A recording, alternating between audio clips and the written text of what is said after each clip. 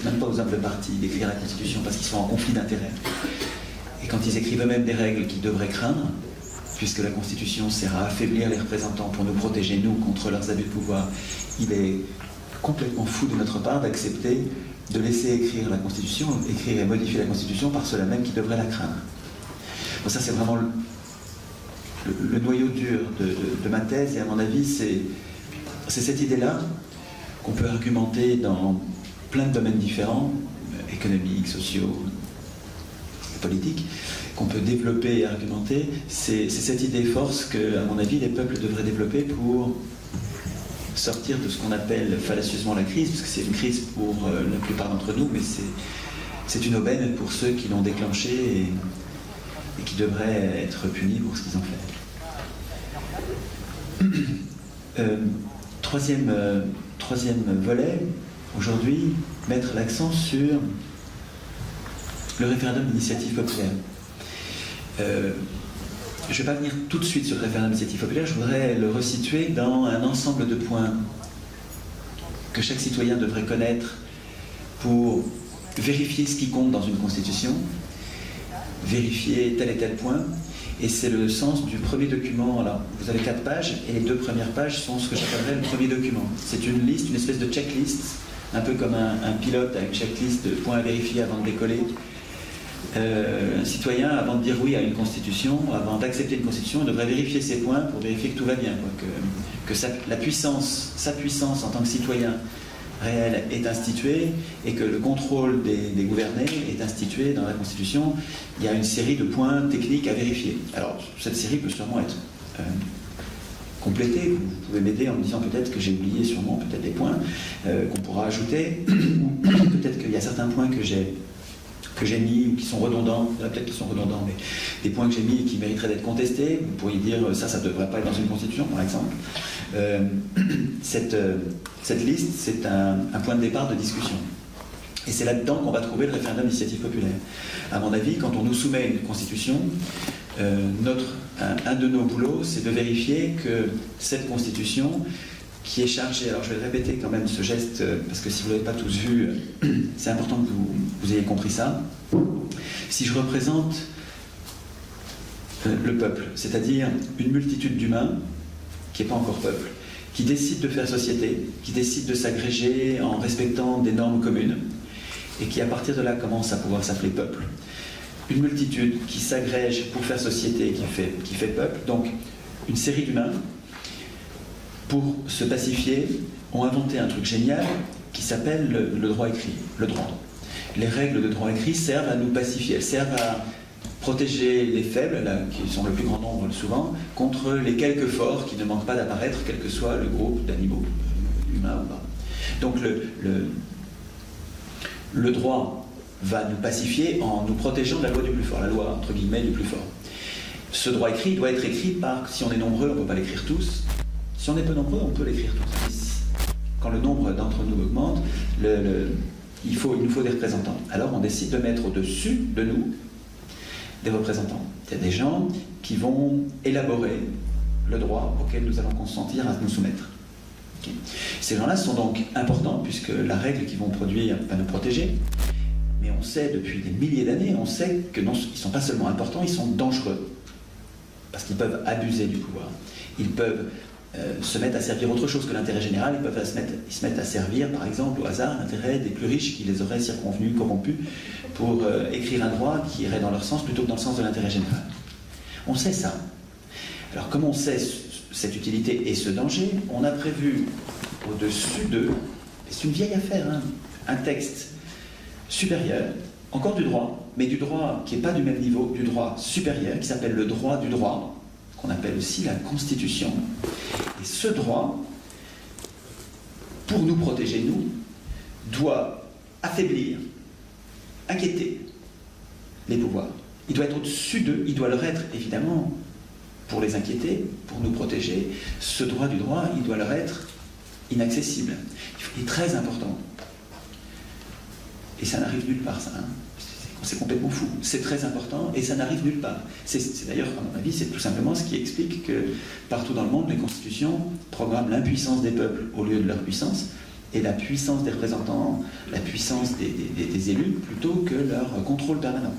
C'est parce que ce texte qui est au-dessus des représentants, pour nous protéger, nous tous, pour qu'on n'ait plus à s'en occuper, parce qu'il y a un texte qu'ils craignent, ce texte-là, il doit affaiblir les représentants. Et il est essentiel, absolument essentiel, pas négociable. Je ne dirais pas ça souvent. Pratiquement tout est négociable. On fait société, nous sommes souverains pour faire la société que nous voulons. Mais, à mon avis, nous sommes bien fous d'accepter, donc de rendre négociable et même d'accepter que cette règle supérieure qui sert à nous protéger en inquiétant les pouvoirs, en inquiétant les parlementaires, en inquiétant les juges, en inquiétant les gouvernements, en inquiétant, ça devrait inquiéter les médias aussi, ça devrait inquiéter les banques aussi. Médias et banques qui sont des pouvoirs qui ne sont pas institués comme il faut. Parce que dans la tradition, depuis Montesquieu, on séparait trois pouvoirs. Le pouvoir législatif pour écrire les lois, le Parlement, le pouvoir exécutif, ce qu'on appelle aujourd'hui le gouvernement, mais gouvernement ça dit déjà plus qu'exécutif. Gouvernement ça veut dire qu'il y a déjà la confusion des pouvoirs. Le gouvernement, pour gouverner, il faut déjà avoir en plus le législatif. En fait, le gouvernement, on ne devrait pas accepter le gouvernement, on devrait s'en tenir à exécutif, c'est-à-dire qu'il se contente d'exécuter les lois pensées, voulues, votées par le législatif. Donc législatif, exécutif et judiciaire pour appliquer le droit écrit par le législatif. Et ces trois pouvoirs, selon Montesquieu, devraient, et la théorie classique, politique, devraient être séparés pour éviter la tyrannie. Installez-vous. Montesquieu n'avait pas pensé à la télé. Enfin, ça n'existait pas encore, donc on peut lui pardonner. Et il n'avait pas pensé à instituer aussi la banque et la monnaie. Parce que c'est vrai qu'à l'époque, ce n'était pas encore très visible le danger majeur du contrôle privé de la monnaie pour l'ensemble de la politique dans la cité. Aujourd'hui, je pense que si nous écrivions nous-mêmes la Constitution, en plus des trois pouvoirs à bien séparer pour nous protéger, nous penserions sans doute à instituer le contrôle des médias, donc des autorités de contrôle des médias, des autorités de contrôle de la monnaie que nous rendrions publiques, protégées. Et c'est donc dans la Constitution que ces 5 pouvoirs, aujourd'hui dirions-nous, ces 5 pouvoirs devraient être séparés et contrôlés quotidiennement, avec une possibilité de révoquer à tout moment, et pas seulement au moment de leur élection ou de leur nomination, de révoquer à tout moment un mandataire, un serviteur, un représentant qui nous trahirait. Au passage, pendant que j'y pense, quand on dit représentant en français, ça a 2 sens, c'est polysémique, ça a plusieurs sens. Le mot représentant peut signifier une chose et son contraire. Et donc très important quand on dit représentant de dire dans quel sens on l'entend, parce que sinon on risque fort de se faire enfumer. Représentant en français, ça peut vouloir dire serviteur. Mon serviteur et mon représentant, je lui fais confiance, à chaque fois qu'il a besoin de prendre une décision, il me demande et il va attendre mes ordres pour me représenter, mais serviteur, il attend mes ordres. Ça c'est une acception, c'est un sens du mot représentant. Mais il y en a un autre, pour le même mot, représentant, qui est maître. Le représentant dans une tutelle, une curatelle, le représentant peut être celui qui décide tout à la place de l'autre, à la place de celui qui le représente. C'est celui qui prend toutes les décisions. Et si on parle de politique, ça n'a rigoureusement rien à voir. Les Athéniens tiraient au sort leurs représentants pour qu'ils soient affaiblis et qu'ils restent leurs serviteurs, pour qu'ils ne deviennent jamais leurs maîtres. On tirait au sort à Athènes pour que les serviteurs restent, pour que les représentants restent des serviteurs et ne deviennent pas des maîtres. Alors que quand on élit les représentants, par construction, on peut imaginer une construction alternative, mais par construction, partout dans le monde, quand on met en place l'élection, c'est pour dire que ça va être des maîtres, c'est des gens qu'on a élus comme les meilleurs, donc on va leur faire confiance, et donc on va, pendant la durée de leur mandat, on va s'interdire de se mettre dans leurs pattes et de les gêner, et c'est eux qui vont tout décider à notre place, sans possibilité de résister à des abus de pouvoir éventuels. Et donc là, vraiment, on a un autre sens du représentant qui n'a rien à voir avec le premier, et qui n'a d'ailleurs rien à voir avec la démocratie. Quand on choisit d'élire des représentants dans le sens où ce sont des maîtres, on abandonne la démocratie. C'est possible que ce soit une bonne solution si on les élit et qu'on en fait des gens très puissants qui sont nos maîtres, mais qu'en même temps on les contrôle à tel point que, tous les jours, à tel point qu'on peut virer quelqu'un qui défaille ou qui donne des signes de corruption. Si on peut le virer à tout moment, si à tout moment on peut, avec l'initiative populaire, reprendre le contrôle, bon, on peut imaginer que c'est notre maître, mais on le tient. C'est un petit chef, quoi. On pourrait imaginer une aristocratie sous contrôle. Mais ce n'est pas du tout le cas. Là, on a même... C'est même pas une aristocratie, puisque ceux que nous les choisissons à travers des faux choix, puisque nous ne choisissons pas librement nos candidats dans les élections. On choisit entre des gens qui ont été choisis pour nous par les partis politiques, qui sont eux-mêmes à la merci de ceux qui les financent, et de ceux qui les font gagner aux élections, qui sont les médias, donc les propriétaires des médias. Donc finalement, on vous propose le choix entre crapule A, crapule B, crapule C, qui sont tous au service des plus riches, qui vont tous les trois, quelle que soit leur étiquette, hein, gauche, droite, centre, quelle que soit leur étiquette, ils vont tous servir, vous avez dû remarquer, les intérêts des plus riches. Donc, je suggère quelque chose de central, que ce texte essentiel dont tout le monde se fout pour l'instant, nous arrêtions de nous en foutre, qu'enfin les peuples s'aperçoivent que leur misère quotidienne, leurs problèmes quotidiens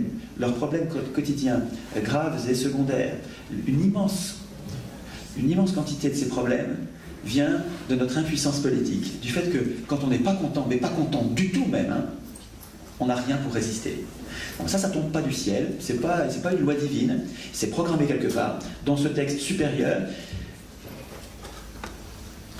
Et la faute en incombe, non pas aux affreux, qui ne sont pas vraiment des affreux, ça peut être des gens bien, hein, ça peut être des gens, les élus, là, les gens au pouvoir, ça peut être des gens qui sont dévoués pour le bien commun, ils ont un projet politique, ils croient vraiment qu'ils font le bien de la cité, ils font au mieux.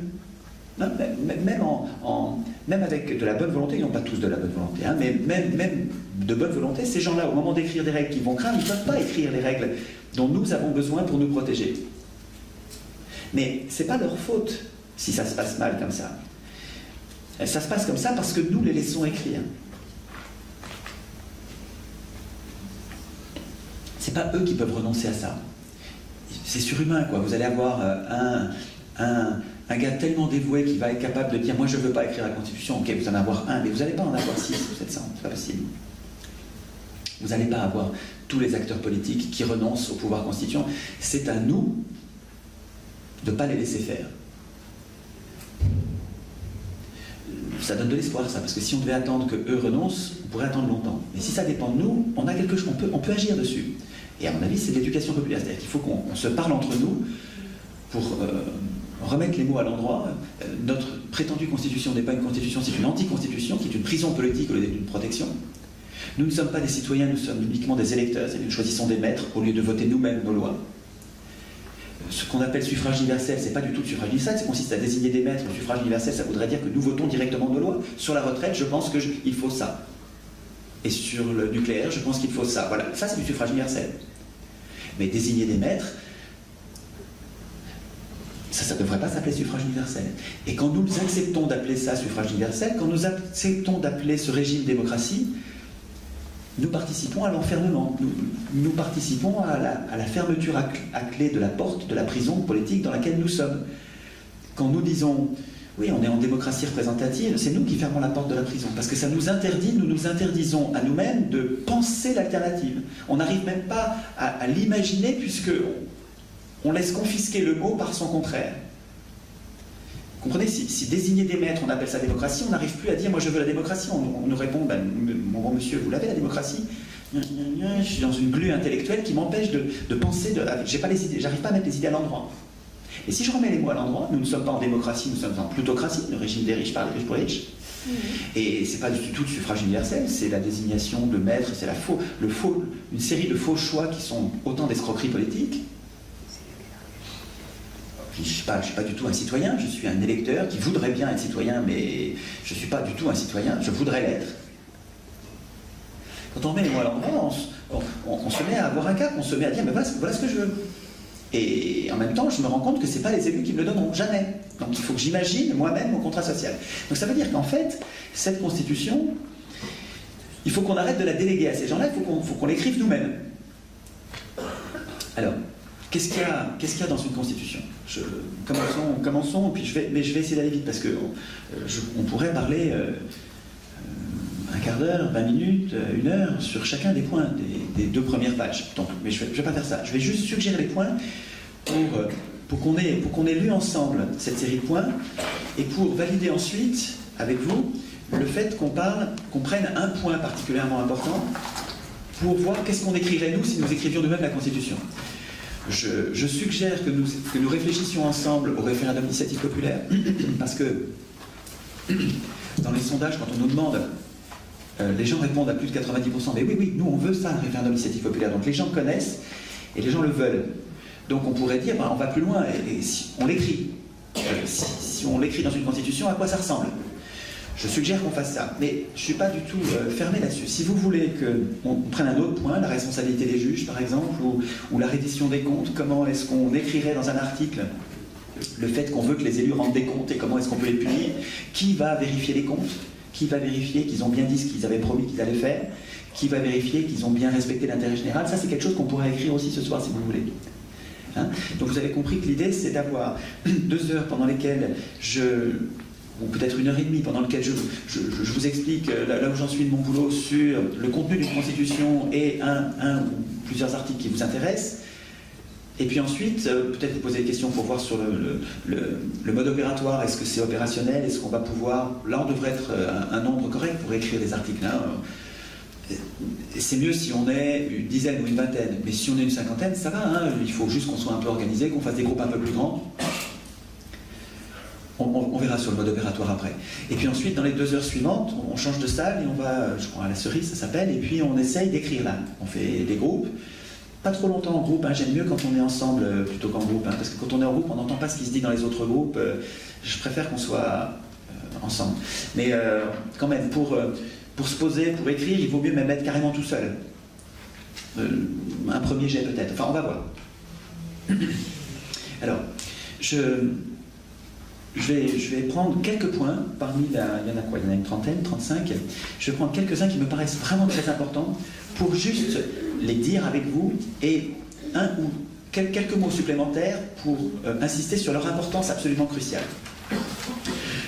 Donc vous avez compris que ce tableau, c'est une checklist pour nous aider à nous fixer les idées sur qu'est-ce qui compte dans une vraie constitution. Autrement dit, si ces points-là ne sont pas respectés dans une prétendue constitution, nous devrions dire, ça c'est pas une constitution, c'est une anti-constitution. Par exemple, la constitution de 58, la nôtre en France, c'est une anti-constitution. C'est une prison politique, c'est pas une protection. Par exemple, la constitution, entre guillemets, européenne, c'est pas une constitution, c'est une anti-constitution. C'est une prison politique. Elle fait le contraire de ce qu'elle devrait faire. Au lieu de nous protéger, elle nous emprisonne, elle nous muselle. Et donc, ce que j'ai fait, c'est que j'ai fait des colonnes, donc la colonne du point surveillé, et puis j'ai fait... La colonne du plan C, c'est ce qu'on a écrit, c'est ce qu'il y a sur le wiki du site, c'est un exemple, c'est pas du tout, ça prétend pas du tout être la Constitution, hein, c'est juste un exemple pédagogique pour montrer ce que ça peut donner quand des humains dont c'est pas le métier et qui se destinent pas au pouvoir, donc des gens comme vous et moi qui ne veulent pas le pouvoir, se mettent à écrire la Constitution, quelle tête ça a? Et vous allez voir que ça n'a pas la même tête que, alors les colonnes suivantes, c'est la 5e République. Donc est-ce que point par point, on peut dire oui ou non, point par point, sur la 5e République? Et puis la suivante, c'est le TCE, donc le traité constitutionnel européen, soi-disant, de 2005. Et puis il y aurait, alors bon, il faut l'agrandir en A3 pour avoir la place, mais vous voyez qu'il faudrait qu'il y ait une colonne où vous écririez vous, oui ou non, est-ce que, à votre avis, c'est quelque chose d'important? Et si vous écrivez oui, et bien après ça, chez vous, vous prenez un bloc-notes et puis vous commencez. Tant qu'on n'écrira pas nous, il ne se passera rien. Hein. Il ne s'agit pas seulement de comprendre que c'est au peuple d'écrire lui-même son contrat social. Mais il faut, on n'est pas obligé d'écrire tous une constitution, mais au moins écrire quelques articles les plus importants, juste pour s'apercevoir que c'est pas si compliqué.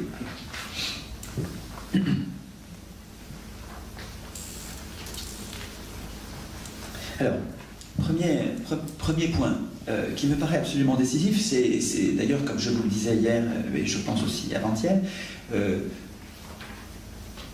ce qui va être décisif pour la qualité d'une constitution, c'est l'absence de conflit d'intérêts, parmi les membres de l'Assemblée constituante. Il est essentiel pour nous tous, essentiel, absolument, sinon ça va très mal se passer comme ça se passe habituellement. Il est essentiel que les hommes qui sont, les hommes et les femmes évidemment, c'est les humains, qui écrivent la Constitution, ne soient pas jugés partis, ne soient pas des professionnels de la politique qui vont plus tard avoir à craindre le texte qu'ils sont en train d'écrire. Okay? Donc ça, c'est à nous de vérifier. Donc dans les points à vérifier dans une Constitution, alors ça, c'est pas vraiment dans la Constitution, mais au moment de vérifier la Constitution, on va vérifier, mais qui a écrit? Donc, par exemple, pour le TCE, en 2005, nous aurions dû nous poser la question, mais qui a écrit ce truc-là? Et là, on se serait aperçu que l'anticonstitution européenne, elle a été écrite par des ministres, des professionnels de la politique, des technocrates, tous à peu près au service des banques et des multinationales. Ok. Ensuite, la Constitution, il va falloir qu'on l'applique. Donc, quel que soit son contenu, elle va avoir à vivre après. Et pour que ces articles protecteurs, si possible, et c'est ça qu'on vérifiera après, pour que ces articles nous protègent vraiment, il est très important qu'il y ait une espèce de police de la Constitution. Et ça, c'est ce qu'on appelle aujourd'hui le Conseil constitutionnel. Dans d'autres pays, ça s'appelle la Cour suprême. On peut lui donner un autre nom si on veut, mais il est important que ça pourrait être l'Assemblée constituante qui reste mobilisée. Après le référendum pour valider la Constitution, eh bien, nous pourrions penser que l'Assemblée constituante reste mobilisée, puis qu'elle se renouvelle par tiers tous les ans, par exemple, pour que les anciens forment les bisous et que petit à petit, parce que ça serait tiré au sort à l'Assemblée constituante, et donc le Conseil constitutionnel aussi, on pourrait imaginer, donc, à réfléchir. C'est un point sur lequel on pourrait réfléchir. Comment on fait un Conseil constitutionnel qui lui aussi est désintéressé, parce qu'il est aussi important qu'il soit désintéressé que la constituante, mais en tout cas, la ligne sur le Conseil constitutionnel, c'est important que ce ne soit pas des professionnels de la politique, des vieux briscards de la politique. Et dans la 5e, vous savez par exemple que tous les présidents de la République sont de droit à vie membres du Conseil constitutionnel. Il faut tout sauf ces gens-là. Hein. Je veux dire, c'est extravagant que ces gens-là soient à ce poste-là. Donc, vous voyez dans le plan C, le Conseil constitutionnel est supprimé ou tiré au sort. Et de toute façon, il n'a pas le pouvoir de décider seul. Idéalement, il est remplacé par une Chambre des citoyens. Et quand il n'est pas content, sur l'application de la Constitution, idéalement, il faut qu'il appelle au peuple. Il faut qu'il ait un pouvoir d'appel au référendum en disant regardez ce qu'ils sont en train de faire, qu'est-ce que vous en pensez? Troisième point, référendum obligatoire pour toute révision de la Constitution. Évidemment, quand on va voter par référendum, je n'ai pas noté d'ailleurs, on peut l'ajouter pendant que j'y pense, on va mettre un 17 bis, juste peu importe l'ordre, mais le référendum de validation de la Constitution, il faudrait qu'il soit non pas en bloc, mais point par point, article par article. Alors article par article, je charrie un peu, mais bloc d'article par bloc d'article. Vous voyez, quand on propose une Constitution, si je trouve que ça et ça c'est bien, mais que ça et ça c'est une horreur absolue, ce serait bien que je puisse dire non à l'horreur absolue et oui au reste quand même. Vous comprenez ce que je veux dire? Pour que notre vote de citoyen, en disant oui on fait contrat social, que ce ne soit pas un truc en bloc qui m'oblige à accepter des horreurs marginales, mais des horreurs quand même. Le vote en bloc, en me privant de la nuance, en me privant de la précision de mon vote, va me conduire à accepter des choses inacceptables. Et donc on pourrait mettre dans des points qu'on a à surveiller le référendum d'approbation, le référendum populaire d'approbation de la Constitution par article ou par bloc. Parce que par article c'est un peu compliqué, parce que vous savez, quelquefois il y a des articles qui vont ensemble, ils ont leur logique ensemble, vous ne pouvez pas en retirer un sans retirer l'autre, sinon ça devient n'importe quoi. Et donc peut-être que la Constitution va dire qu'il y a quand même ces trois articles là qui vont ensemble, soit vous êtes d'accord, soit vous n'êtes pas d'accord. On vous propose ce bloc là au vote, mais bon, ça ne va pas être article par article. Donc, mais groupe d'articles par groupe d'articles, c'est vraiment... si nous écrivions, nous, la Constitution, si nous étions donc respectueux de la volonté populaire, nous ferions attention à ne pas nous contenter sûrement d'un vote global sur la Constitution. D'abord, on organiserait évidemment un débat populaire commune par commune sur cette Constitution, sur chacun des points, mais ensuite, au moment du vote, au moment de compter les voix et les accords, on ferait un accord point par point. Ça, il faut que je l'ajoute dans mon tableau, ça. Ok. Donc, référendum obligatoire pour toute révision, évidemment. C'est-à-dire que si on vous présente au référendum, si vous voulez, on vous donne une constitution comme en 58, on vous présente un texte, est-ce que vous êtes d'accord, pas d'accord? Donc, vous la lisez pour vérifier ce qu'il y a dedans, vérifier si vous êtes d'accord. Jetez un œil aux procédures de révision. Parce que si vous êtes d'accord pour ce texte, et qu'ensuite les révisions peuvent se faire sans référendum, vous avez compris. Dans le TCE, le traité anti-constitutionnel, le TAE, le traité anti-constitutionnel européen, on va l'appeler TAE, tiens, la nouveauté du jour, ça. On va l'appeler TAE. Dans le TAE, il y avait une possibilité de réviser la Constitution sans référendum. Ça, c'est inacceptable, c'est un truc absolument inacceptable. Donc il faut vérifier ça. Je passe sur le 4 et sur le 5, si vous voulez on en reparle. Sur le 6, arbitrage populaire en cas de conflit entre organes. Il faut imaginer que dans la Constitution, on prévoit l'attribution de pouvoirs. Ces pouvoirs vont pas toujours être d'accord, hein, puisque vous les séparez, ils vont chacun avoir leur légitimité et ils vont chacun avoir leur agenda. Il va y avoir des conflits. Vous pouvez, dans la Constitution, vous pouvez prévoir que l'un a l'ascendant sur l'autre. Vous savez, par exemple, entre le Sénat et l'Assemblée nationale, il peut y avoir une navette, ils ne sont pas d'accord, ça va, ça vient, mais à un moment, on sait qu'il faut trancher, on donne le dernier mot à l'Assemblée nationale. Donc c'est dans la Constitution qu'on donne le dernier mot à l'Assemblée nationale. Mais on aurait pu nous dire, si nous avions écrit la règle, on a une Assemblée nationale élue, on a un Sénat qui n'est pas un Sénat, on n'a pas besoin de chambre des vieux, ok, on vient s'en prendre une Assemblée tirée au sort, et puis quand ils ne sont pas d'accord, ils se renvoient, il y a une navette, ok, pas d'accord, et bien il y a un référendum. C'est une autre façon de faire. Nous l'écririons beaucoup plus naturellement que eux. Eux, ça leur vient même pas à l'esprit. Quand eux, ils écrivent la Constitution, ça leur vient pas à l'esprit de dire que quand il y a un conflit entre organes, c'est le peuple qui va les départager. Mais si nous écrivions, nous, la Constitution, parce qu'on sait que la Constitution nous protège, on se désignerait, nous, le peuple, comme arbitre en cas de conflit entre organes. D'accord ? Vous me dites si c'est pas clair. Si vous avez une question, n'hésitez pas. Hein, un ping-pong ne me dérange pas du tout. Hein, alors juste pour le vote le référendum d'approbation. Le référendum par point, enfin par article. Par point, donc tu as dit, donc c'est un vote oui ou non. Mais alors justement la question c'est que si un article est voté non, donc enfin un groupe d'articles. Une seconde peut-être parce que si on veut que ce soit. Voilà. Tu peux faire passer ça s'il te plaît. Ce sera un peu plus désordre si vous pouvez réagir quand vous en avez envie. Ce sera un peu plus désordre, mais ce sera aussi beaucoup plus vivant. Donc moi ça me dérange pas. Si vous ça vous dérange, vous pouvez réclamer que non, ça cesse. Hein. Vous pouvez faire ça aussi. Mais j'en connais que ça dérange. Mais moi j'aime bien. C'est de toute façon comme c'est une liste à l'après-vert, hein, avec un ordre et je sais qu'il y a plein d'intelligence dans vos cerveaux qui vont m'aider à progresser, donc j'aime autant vous donner la main au moment où c'est utile. Il faut revenir sur un point qu'on a pu traiter depuis longtemps, si vous avez besoin de dire quelque chose pendant que... Oui, je disais, tu as proposé donc de voter par groupe d'articles cohérents.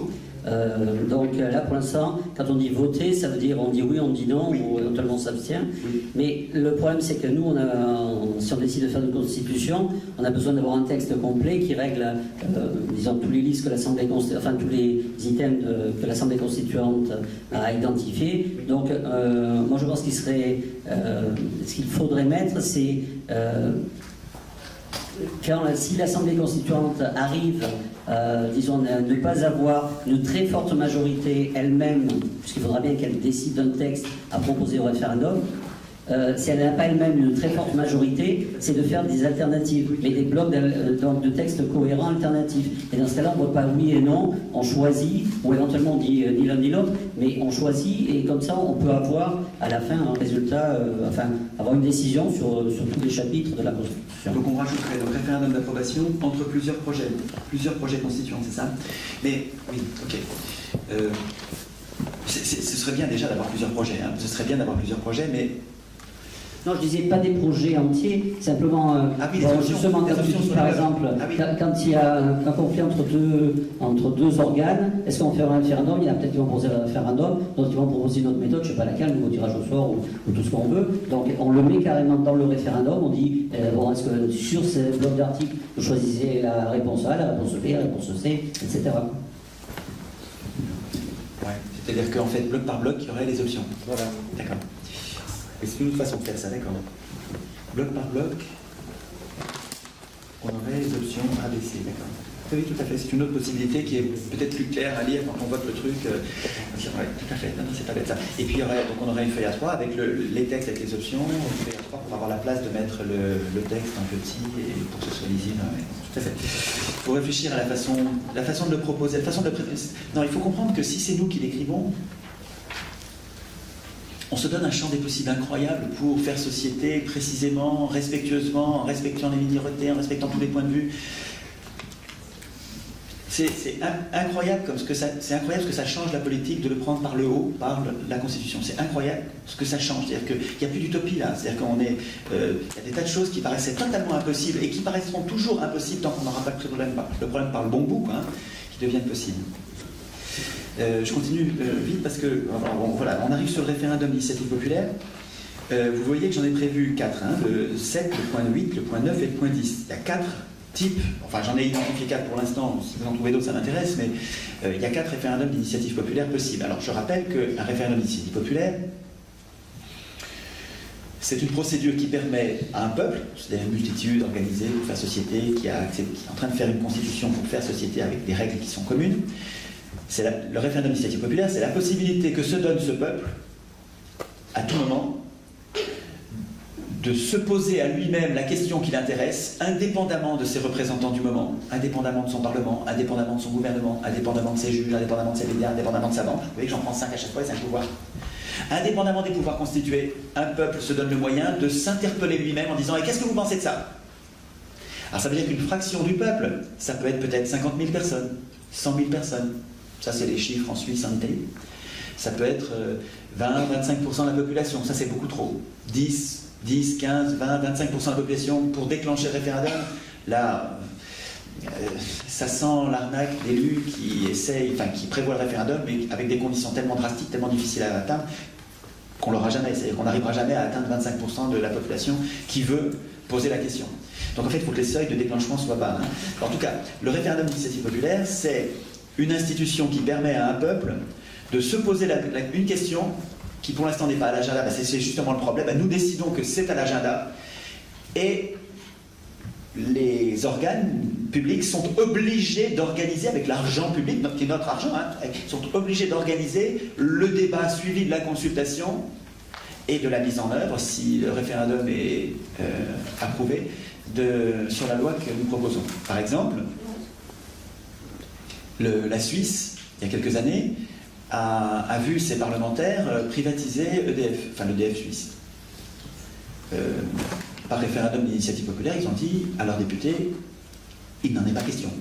Notre EDF reste public. Autre exemple, l'année dernière, pendant que nos parlementaires conchiaient nos retraites, parce que vous savez que nos retraites sont en voie d'être conchiées, conchier, j'ai le droit, c'est pas un gros mot, hein, c'est du Montaigne, donc je peux. L'année dernière, nos parlementaires ont dégradé nos retraites, contre notre avis et contre la logique, contre l'intérêt général. Et comme nous sommes en plutocratie, que nous n'avons rigoureusement aucun moyen de résister, on est descendu dans la rue avec des casseroles et en chantant au lieu de tempêter, et ça n'a rien changé. Pendant ce temps, en Suisse, il se passait la même chose. C'était pas la même dégradation, mais les Suisses se faisaient dégrader leurs conditions de retraite par leurs propres représentants. Dans les semaines qui ont suivi, par référendum d'initiative populaire, référendum d'initiative populaire, RIP, notez ça, parce que ça c'est vraiment, c'est quelque chose qui compte dans une constitution digne de ce nom. Par référendum d'initiative populaire, les Suisses ont dit n'en est pas question. Et ils ont abrogé la loi scélérate.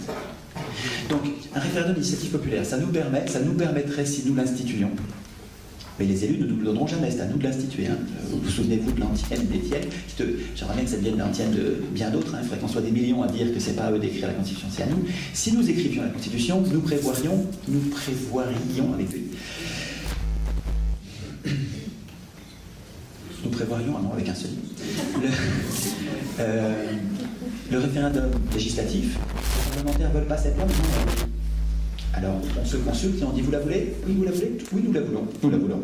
Ben, vous voyez, on la veut. Et elle s'impose. Malgré les règles. Une autre situation, c'est celle où les parlementaires veulent une loi. Ils sont en train de faire passer une loi que nous considérons comme scélérate. On a quelques exemples en tête, j'imagine, c'est pas la peine que je développe. Dans ce cas-là, nous pouvons nous consulter nous-mêmes en disant, vous la trouvez scélérate, vous aussi? Oui, on la trouve scélérate si on est majoritaire.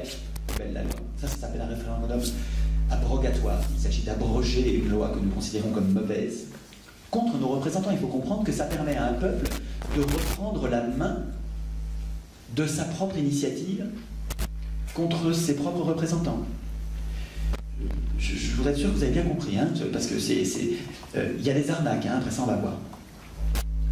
Pour que ça marche, il faut que ce soit de notre propre initiative, avec des seuils qui soient raisonnables, pas un trop grand nombre de citoyens. Il faut même, moi je dirais, je développerai ça tout à l'heure, à mon avis ça peut être un citoyen seul peut poser la question. Je sais que vous allez me dire, oh, on va en avoir trop, je vous répondrai après. Donc référendum abrogatoire, référendum législatif, référendum révocatoire. Donc abrogatoire, révocatoire. Abrogatoire, c'est pour abroger une loi. Révocatoire, c'est pour révoquer un acteur. Quand un gars, une personne, a piqué dans la caisse, ou a fraudé, a menti, a trahi ses promesses, est allé fricoter avec les banques pour obtenir un accord ou faire passer une loi scélérate en dehors de notre... Que sais-je encore? On peut décider de le virer. N'importe quel fonctionnaire, n'importe quel agent public. Référendum révocatoire. Et puis, pour changer la Constitution, quand on s'aperçoit que notre Constitution, elle était bien, mais il y a des choses à changer, nous pouvons, de notre propre initiative, changer nous-mêmes notre contrat social. Donc ça, c'est le détail de ce que nous pourrions écrire, de ce que je vous invite à écrire tout à l'heure quand on sera dans l'autre pièce de l'autre côté de la rue. C'est dans la même rue. Contre-pouvoir du gouvernement, du Parlement, du CSA, je passe. Constitutionnalisation du mode de scrutin. Vous savez, pour l'instant, les modes de scrutin, ce sont les élus qui les choisissent. C'est les élus qui choisissent, donc c'est la majorité du moment. Ce sont nos maîtres du moment qui choisissent si on va avoir un scrutin uninominal majoritaire à 2 tours, si on va avoir un scrutin de liste, si on va avoir le tirage au sort avec le contrôle des élus. C'est eux qui choisissent ça. Et le tirage au sort avec le contrôle des élus, ça ne les intéresse pas. Mais c'est ça les modes de scrutin. Les modes de scrutin, c'est comment est-ce que nous désignons nos représentants. Ça, nous devrions le mettre dans la Constitution, c'est-à-dire, vous avez compris, à un niveau inaccessible pour les élus. C'est-à-dire que ça doit être écrit par d'autres que les élus, et les élus ne devraient pas pouvoir y toucher, comme ils ne devraient pas pouvoir toucher à leur salaire, à leurs conditions de retraite, à leurs conditions de chômage, à leurs conditions d'imposition sur le revenu, parce que vous savez, tout ça, c'est eux qui le décident, et vous savez qu'ils sont très gentils envers eux-mêmes. Et ça devrait être dans la Constitution. Je passe à la page suivante. Le choix des candidats, à mon avis, et ça peut se discuter peut-être, mais à mon avis, le choix des candidats, c'est le principe des primaires, devrait être libre. C'est-à-dire qu'on devrait, c'est des primaires, mais même comme vous ne connaissez pas, c'est-à-dire des primaires comme il y avait pendant la Révolution française. C'est-à-dire pendant les élections de les premières élections après la Révolution française, il n'y avait pas de candidats. Ils auraient eu honte d'être candidats. D'ailleurs, on raccourcissait les candidats. Donc, les citoyens de 1789 tenaient à désigner librement eux-mêmes les gens qu'ils considéraient comme valeureux. Et les gens qui se donnaient du mal pour les autres, que depuis les historiens de riches se sont évertués à faire passer pour des bourreaux, des assoiffés de sang, des pré-totalitaires, des gens comme Robespierre, n'imaginaient pas être candidats. Ils étaient désignés par les autres sans avoir à l'être.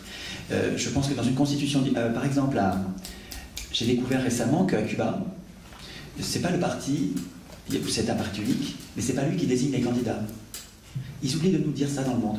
J'ai jamais lu ça dans le monde. Dans le monde, on me rappelle tous les jours que Cuba, c'est un parti unique. C'est mal. Et on oublie de me dire que le parti unique, qu'il y a des élections, on oublie de me dire qu'il y a des élections, et on oublie de me dire que le parti ne fixe pas, ne détermine, n'impose aucun candidat. Alors, je ne vais pas détailler là-dessus, je ne suis pas du tout spécialiste de Cuba. Juste, je commence à me méfier de plus en plus de l'information des quotidiens quand ils appartiennent à des marchands de canons ou à des banques. Donc, en tout cas, il me semble que si nous écrivions notre Constitution, nous devrions nous laisser la liberté, la latitude de choisir nous-mêmes les candidats et d'élire des gens, même s'ils ne sont pas candidats, alors peut-être qu'ils refuseront, mais au moins on les aura élus, parce que très souvent ils accepteront. Et les gens qui acceptent, quand ils voient qu'ils sont nommés par un grand nombre de personnes, ils disent, bon, ok, j'y vais. Celui-là, en français, c'est pareil, le mot volontaire, c'est polysémique, il y a 2 sens pour volontaire. Le volontaire, ça peut être le candidat, le gars qui veut y aller avant. Ça, c'est un sens. Mais le gars qui ne voulait rien du tout, il voulait rester chez lui, et puis on le désigne, tout le monde le désigne, allez, vas-y, ok, j'y vais, pas longtemps, 1 an, oui, ok, 1 an, vas-y. Celui qui accepte, on dit aussi volontaire en français. C'est pas pareil, je ne sais pas si vous sentez la différence de mental qu'il y a entre le gars qui veut le pouvoir, qui cherche, qui est prêt à tout, presque tout pour l'avoir, et puis celui qui ne veut pas le pouvoir, mais qui veut bien pour rendre service, parce que ça fait partie, c'est organisé comme ça. Quand il y a des élections, si on est désigné, il faut le faire, sinon pour que ça marche, les gens qui acceptent dans ce contexte-là, ça ne va pas être les mêmes, on ne va pas avoir le même genre d'humain. Si on a le choix nous-mêmes des candidats. Le respect du vote blanc, là je le cite juste parce que je ne développe pas, il y a trop à dire sur le respect du vote blanc, sur l'interdiction du cumul, mais tout ça serait dans la Constitution. L'interdiction du cumul des mandats, la limitation du renouvellement des mandats, le quorum, c'est-à-dire un taux minimum pour que l'élection soit valide. Parce que là, pour l'instant, ce qu'ils ont fait, c'est génial. C'est parce que c'est eux qui ont écrit les règles. Ce qu'ils ont fait, c'est que si aux élections, il n'y avait qu'un bonhomme qui vote pour l'élu, et tout le monde s'abstient, tout le monde, donc c'est pas 80% d'abstention, c'est pas 90%, c'est 99,9999, il n'y a qu'un gars qui est, comme il n'y a pas de quorum, il est élu. Et nous on se dit, il va avoir honte quand même, il est élu par lui tout seul et sa petite bande, ils sont 4 ou 5, il va avoir honte et il va manquer de légitimité. Et taratata. Ce qui compte, c'est la Constitution. La gendarmerie, elle obéit à la Constitution, la police, elle obéit à la Constitution. Les fonctionnaires, toutes les forces du pays obéissent à la Constitution. Si dans la Constitution il n'y a pas de quorum, les acteurs politiques sont élus même avec un tout petit nombre de voix et un très grand nombre d'abstentions. Et après ça, ce seront eux les chefs de la police, les chefs de l'armée, les chefs de l'administration, d'accord? Donc si nous écrivons la Constitution, il faut qu'on pense au quorum. C'est-à-dire qu'on dit, si le gars est élu avec moins de la moitié du corps électoral, eh ben on recommence, hein, et puis on recommence avec d'autres candidats en plus. Hein. Bon, le mode de scrutin pour l'Assemblée nationale, est-ce qu'on le fait mixte, majoritaire, proportionnel ou alternatif avec le vote à points? En appliquant la méthode de Condorcet, vous savez, mais il y a un paradoxe, donc on peut utiliser la méthode de Borda, je ne développe pas. Mais le choix du mode de scrutin, pour nous donner le moyen de dire, non pas je veux lui et pas les autres, mais je peux dire, lui je lui donne la moitié de mes points, lui je lui donne la moitié de mes points, et lui je lui donne des points négatifs, parce que lui j'en veux surtout pas. Mais ça c'est important de pouvoir dire ça. Pouvoir dire, mais lui, il n'y a pas que lui que j'aime, il y a aussi lui que j'aime pas du tout. Et si on veut des représentants qui nous amènent la concorde, on a intérêt à avoir des candidats qui ne suscitent pas trop de haine. Et donc, en comptant les points avec les points positifs, négatifs, vous arrivez à ça rapproche les votes au centre, hein, de cette méthode-là. Mais en même temps, ça respecte mieux notre point de vue. Hein. Bon, je ne développe pas parce que ça nous amènerait probablement trop loin. Il faudrait qu'on ait pratiquement une journée si on voulait bosser sur les modes de scrutin. Les élus vont vous dire, je fais une parenthèse quand même, les élus vont nous dire, il y a quand même beaucoup plus démocratique. C'est une blague, l'élection n'est pas démocratique. L'élection serait le mode de scrutin le plus démocratique, c'est le scrutin de liste, parce que c'est proportionnel et donc ça respecte mieux les nuances des volontés. Attendez, relisez ce que vous a dit Alain, le philosophe, Alain, le grand philosophe, l'immense bonhomme, je ne l'ai pas là avec moi, mais les propos sur le pouvoir, à lire absolument. Relisez ce qu'il vous dit sur les scrutins de liste. Moi, je ne défends aucun de ces modes de scrutin, parce que je préfère autre chose à l'élection. Mais si on a l'élection, le scrutin de liste donne le pouvoir aux partis politiques. Il n'y a plus de place pour les individus seuls. S'il y a une liste, c'est le pouvoir aux partis. Avec le scrutin uninominal, à mon avis, Alain se trompait quand il défendait le scrutin uninominal parce qu'il se disait un homme seul, donc indépendant des partis, indépendant des pressions, et c'est vrai à petite échelle, hein, à l'échelle d'une commune, à l'échelle d'un canton, c'est possible qu'un homme seul, avec un scrutin uninominal, un homme seul peut, par la confiance qu'il dégage autour de lui, peut obtenir les suffrages et être élu. Et c'est ça que défendait Alain contre le scrutin de liste et le suffrage proportionnel, le scrutin proportionnel, parce qu'il disait le scrutin proportionnel, ça donne tout le pouvoir au parti et c'est le début des intrigues et des magouilles permanentes qu'on a connues pendant la troisième et la quatrième. Donc le choix du mode de scrutin, ça fait partie des choses à étudier quand on va étudier la Constitution. Regardez ce que j'ai écrit ensuite. Organisation de la deuxième chambre. J'en ai parlé un tout petit peu, mais la deuxième chambre, plutôt qu'être un Sénat, ça pourrait être une chambre de citoyens tirés au sort. C'est-à-dire qu'à côté de la chambre élue des partis professionnels, il y aurait une chambre des citoyens qui nous ressemblerait, qui serait tirée au sort. Si vous la tirez au sort, vous allez avoir la moitié de femmes. Il n'y a pas besoin de faire de quotas. Si vous tirez au sort sur les listes électorales, vous aurez la moitié de femmes. Et puis vous aurez 60% de salariés. Plus que ça, vous aurez 90% de salariés. Vous allez avoir une quantité considérable de gens qui nous ressemblent, quoi, hein, etc. Et vous allez même avoir une représentativité sur des caractéristiques auxquelles vous ne pensez même pas. Sur la patience, la gentillesse, l'empathie, des choses. Et parce que vous tirez au sort, vous allez avoir... Alors il faut que l'échantillon soit représentatif, donc il faut que pour un corps électoral comme la France qui fait 40 millions de personnes, il faut un échantillon représentatif, c'est un peu plus de 1000 personnes. Et si vous faites une assemblée de ministères, d'abord c'est pas la peine de les payer autant que les sénateurs ou les députés, hein, il suffit de les payer normalement. Hein. Les gens normaux n'ont pas besoin de gagner des fortunes pour se donner du mal. Hein. Vous payez normalement, même un peu plus que normalement. Je vous rappelle que si on a repris la création monétaire, on est pété de thunes, donc on n'a pas de problème d'argent et de financement. Donc, puis c'est vraiment des miettes, c'est vraiment pas grand-chose. Hein. Ce que ça va coûter une assemblée de 1000 personnes qui continuent à faire leur boulot, donc qui restent ancrés sur la réalité et qui vont être proches de nous. Et ces gens-là vont devoir voter la loi à côté des professionnels de la politique. Donc là, vous aurez l'avantage des deux. Si vous tenez à l'assemblée élue, vous aurez les deux. Et pour avoir les deux, pour avoir une loi, il faudra que les deux chambres. Je ne développe pas ça. Protection et énumération des services publics. Vous avez vu que les plus riches parmi nous, c'est-à-dire les 1 pour 1000, hein, vraiment je dis malades mentaux, c'est pas gentil, mais c'est un peu ça quand même. C'est-à-dire que le pouvoir rend fou et l'argent rend fou. C'est-à-dire que trop d'argent, ça fait perdre l'empathie, ça fait perdre la vergogne. Et ces gens-là sont en train de détruire tous les services publics. Ils sont en train de faire de tous les services publics des marchés privés, sources de profit. C'est à nous de les protéger dans la Constitution. Donc je ne développe pas, mais dans une Constitution digne de ce nom, je pense qu'un corps social soucieux de se protéger contre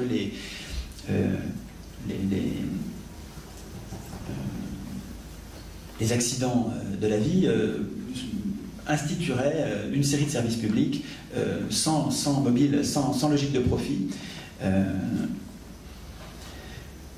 en les garantissant contre la privatisation. Alors évidemment, il y aurait un référendum avant toute nationalisation ou privatisation. Il faut bien sûr un contrôle public de la création monétaire et un contrôle public des banques. Contrôle public de la télé, alors ça fait peur aux gens, parce que contrôle public de la télé, on se dit c'est le gouvernement qui va contrôler la télé. Alors effectivement, si c'est le gouvernement qui contrôle la télé, c'est super dangereux, ça, effectivement. Mais c'est pas à ça que je pense. Quand je dis contrôle public, je pense pas à ça, je pense à un contrôle par des assemblées de citoyens tirés au sort. C'est-à-dire des assemblées de gens qui n'ont pas d'intérêt politique X ou Y très polarisé par rapport à la politique du moment. C'est des gens tirés au sort suffisamment nombreux pour refléter la palette des opinions politiques du pays, et qui, sur le plan médiatique, vont vérifier que la ligne qui a été dressée, qui a été fixée dans la Constitution, qui est par exemple de permettre, on pourrait dire dans notre Constitution, que les médias ne servent pas seulement à abreuver le peuple en information, mais les médias servent aussi à prendre ce que les citoyens ont à dire pour informer, pour que le peuple puisse parler au peuple. La télévision pourrait nous servir de porte-voix pour que les associations, ou même les individus, si ils sont trop nombreux, on les tire au sort, mais pour que les citoyens fassent société en se servant des médias pour se parler à eux-mêmes. Mais ça se prévoirait dans la Constitution. Bon, bien sûr, ceux qui veulent se comporter comme nos maîtres ont intérêt à ce que les médias soient comme des télécrans qui servent juste à nous surveiller et à nous abreuver d'une propagande, mais on n'est pas du tout obligé de limiter les médias, les télévisions à ce rôle-là. Dans une Constitution, nous pourrions, et à mon avis nous le ferions, nous écririons le double sens de l'information dans les médias, et c'est une chambre tirée au sort, probablement, à mon avis c'est ce qui serait plus malin, qui vérifierait que tout se passe comme prévu. Bon, j'arrive à peu près au bout de ma liste, en tout cas de ce que je pensais à vous dire, avant d'arriver sur le référendum d'initiative populaire. Contrôle public des oligopoles, ça c'est déjà dans la Constitution, mais c'est pas appliqué. Ok, j'arrête là ma liste à l'après-vert, mais ça se bosse en fait. Je sais pas combien de temps j'ai passé là-dessus, j'ai l'impression, à vue de nez, j'ai passé 20 minutes, une demi-heure. C'est quelque chose sur quoi on peut passer plus longtemps. C'est-à-dire que si vous faites des cafés citoyens, des repères, voilà une série de sujets qui, à mon avis, méritent d'être approfondis. Et si vous trouvez des choses nouvelles, si vous me tenez au courant, vous me rendez service. Si vous trouvez des idées de contrôle bien fait, plus fiables, ou des idées pour favoriser l'initiative populaire, tout ça m'intéresse au premier plan. Et donc, mais ça veut dire qu'il faut y réfléchir quand même. Donc, il faudrait que si vous vous réunissez, vous avez là une liste de points importants qui mériteraient d'être développés. Est-ce que vous avez peut-être des questions là-dessus avant que je revienne un peu plus en détail sur le référendum d'initiative populaire, en vous expliquant comment ça existe dans certains grands pays et ce sur quoi nous avons, les grandes lignes de ce que nous avons évoqué dans notre forum sur le plan C, et puis ensuite comment on va procéder quand on va l'écrire nous-mêmes tout à l'heure. Est-ce que vous avez des questions sur cette liste-là, en dehors du référendum d'initiative populaire? Oui, Jean-Marc. Oui, j'en ai une réflexion qui m'est venue la suite quand tu parles des désignations d'assemblées citoyennes. Je pense que dans l'esprit des gens, quand on dit assemblée, on voit une grande salle avec 100 personnes, 400 personnes ou 1000 personnes, là c'est le plénum soviétique, mais maintenant avec les moyens modernes, on peut très bien avoir des gens qui se réunissent par département dans les préfectures ou même dans d'autres lieux, etc., et qui sont avec un système de visiophone, qui peuvent discuter entre eux. Bon, de toute manière, généralement, quand on parle dans un micro, il y en a plein qui parlent à la fois. Donc, ça peut très bien se faire, et donc... avec des sous-assemblées avec des sous-assemblées ou des assemblées parallèles, je ne sais pas, on peut trouver un système donc, qui ferait participer comme ça des milliers, puisque tu as au moins 3 assemblées, là déjà tu avais prévu 1000 personnes chacune, donc ça fait déjà au moins 3000 citoyens, et puis ça peut tourner parce qu'il peut y avoir par exemple des suppléants, quand les gens ne sont pas disponibles, bon, ben, ils le disent et c'est quelqu'un d'autre qui prend la place. Absolument. Et les gens qui, comme ce sont des assemblées de gens qui continuent, les tireurs au sort, ils gardent leur boulot. Oui, justement, parce qu'ils sont près de chez eux, donc ils peuvent continuer à travailler. Ils peuvent participer à l'assemblée. Et à la limite, ils n'ont pas besoin de grosses indemnités, donc ça n'attirera pas les gens. C'est pas un truc que tu vas faire pour t'en mettre plein les poches. Faibles indemnités, baisse de la corruption. Oui. Ok.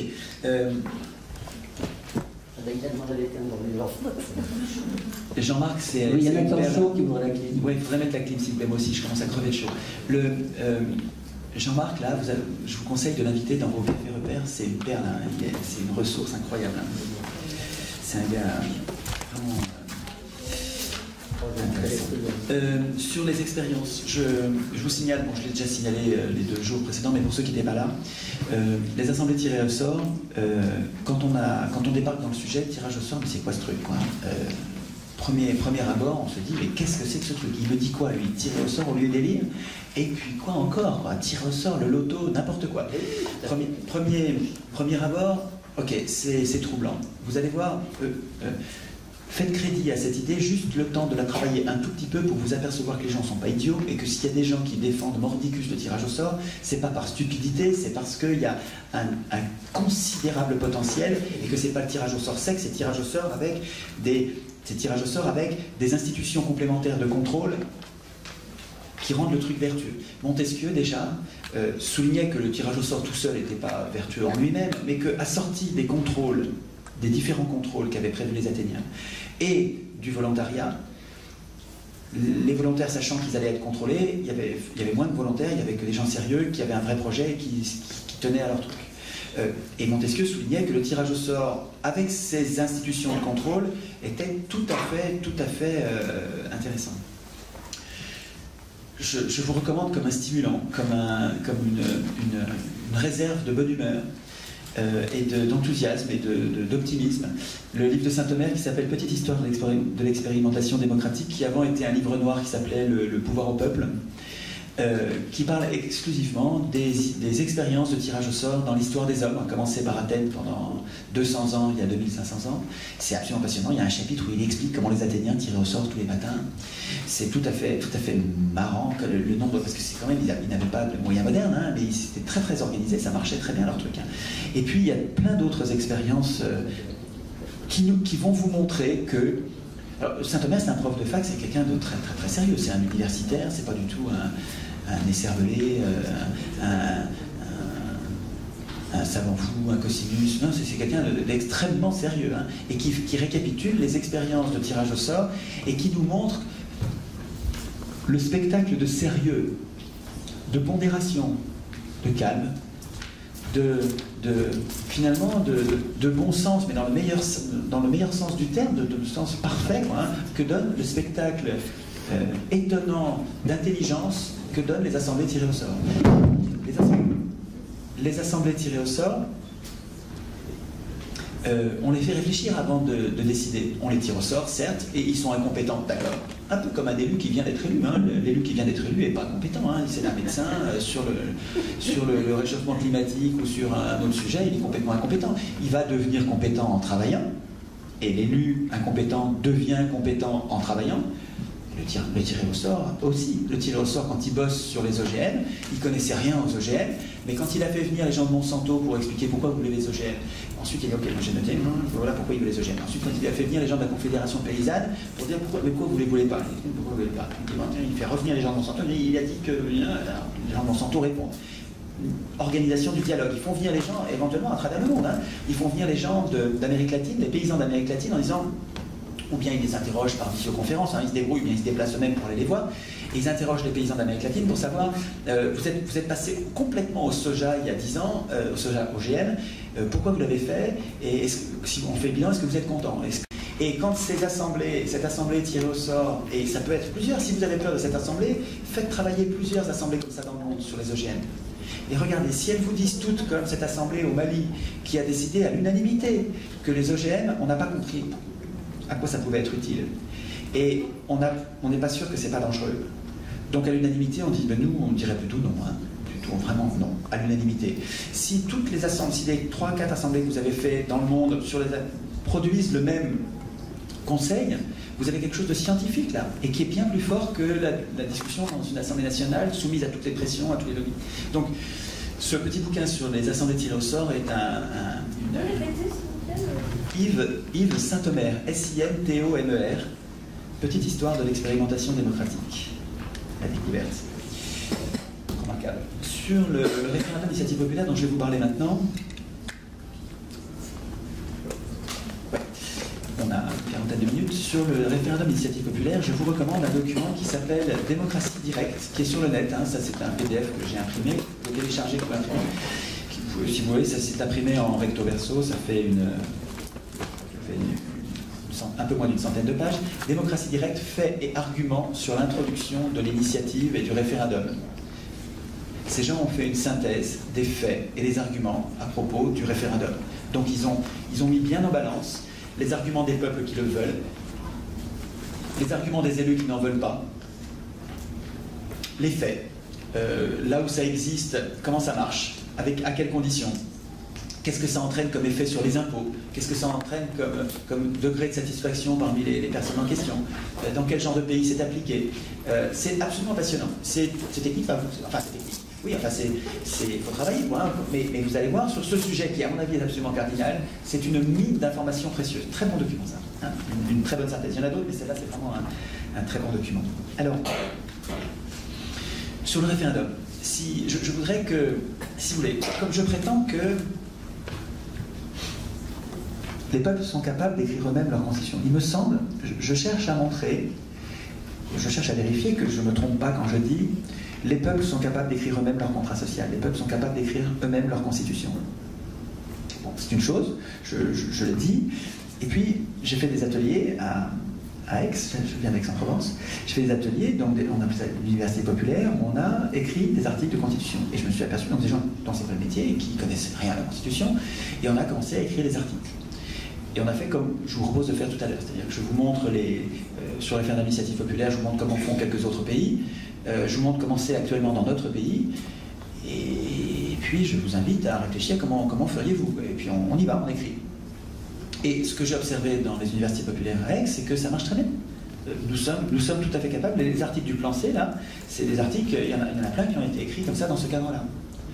Et ça marche, c'est tout à fait, si vous comparez la Ve République et puis cette République-là, vous allez voir que c'est des choix de société différents.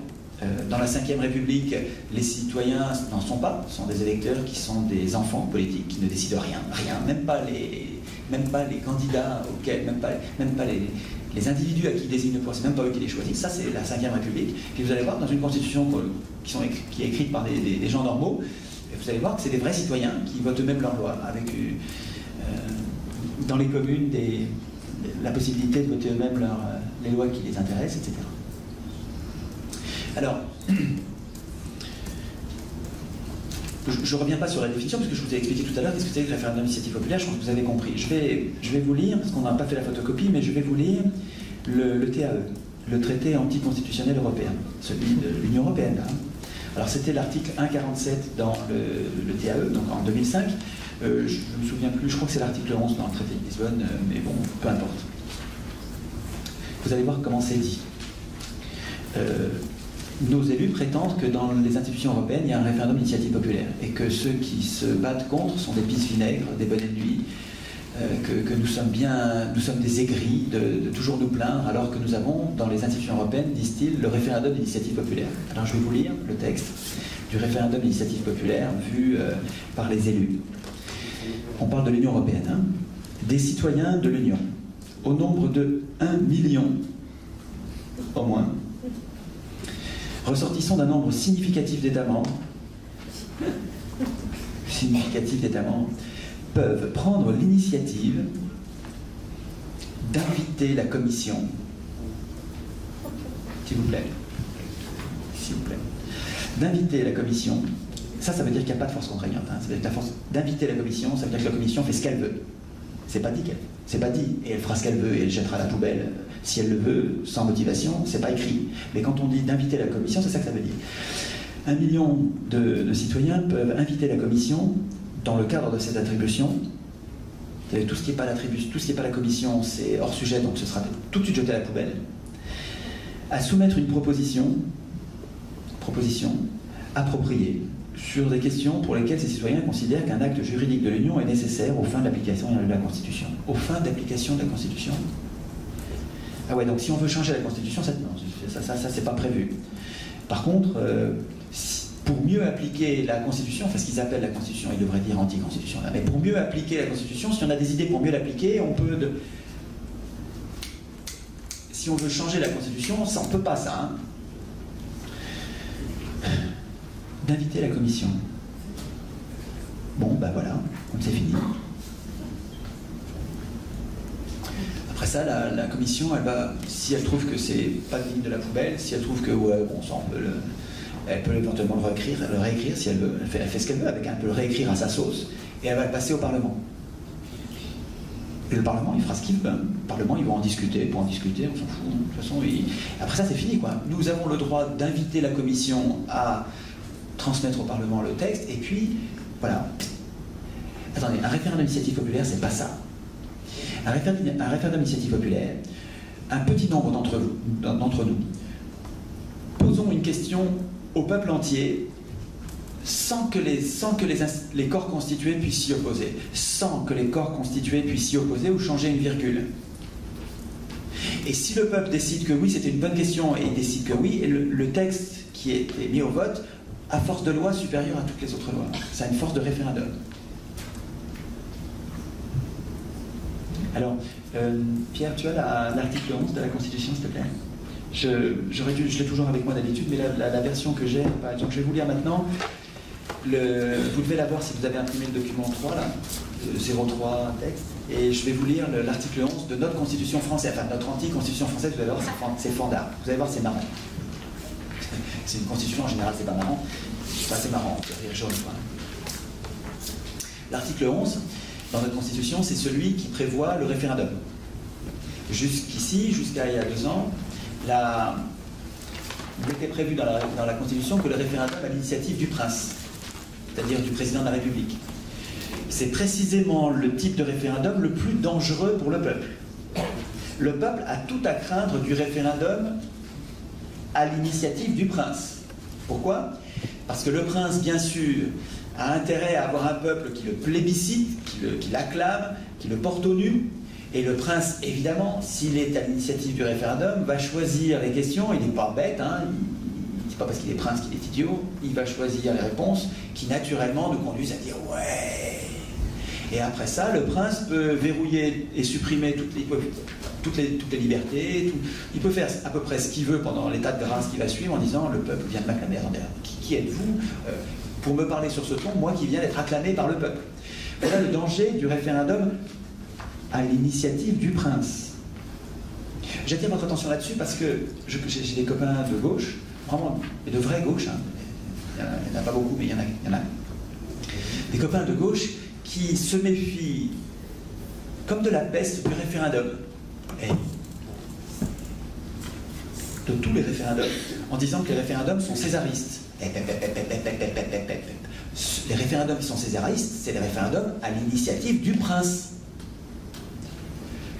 Les référendums d'initiative populaire, c'est pas césariste du tout. C'est anti-césariste. Et c'est une erreur, ça, des copains de gauche, de dire que les référendums, c'est césariste. Ça, c'est une erreur. Mais c'est une grave erreur, parce que ces gens-là de gauche, ils sont très gentils, hein, ils sont sincères, ils cherchent le bien commun, hein, mais ils se trompent sur un point central de notre impuissance ou puissance politique. Oui? Ah, alors une objection. Mais si ce sont les copains... Une seconde, il vous faut le micro. Il est tombé là.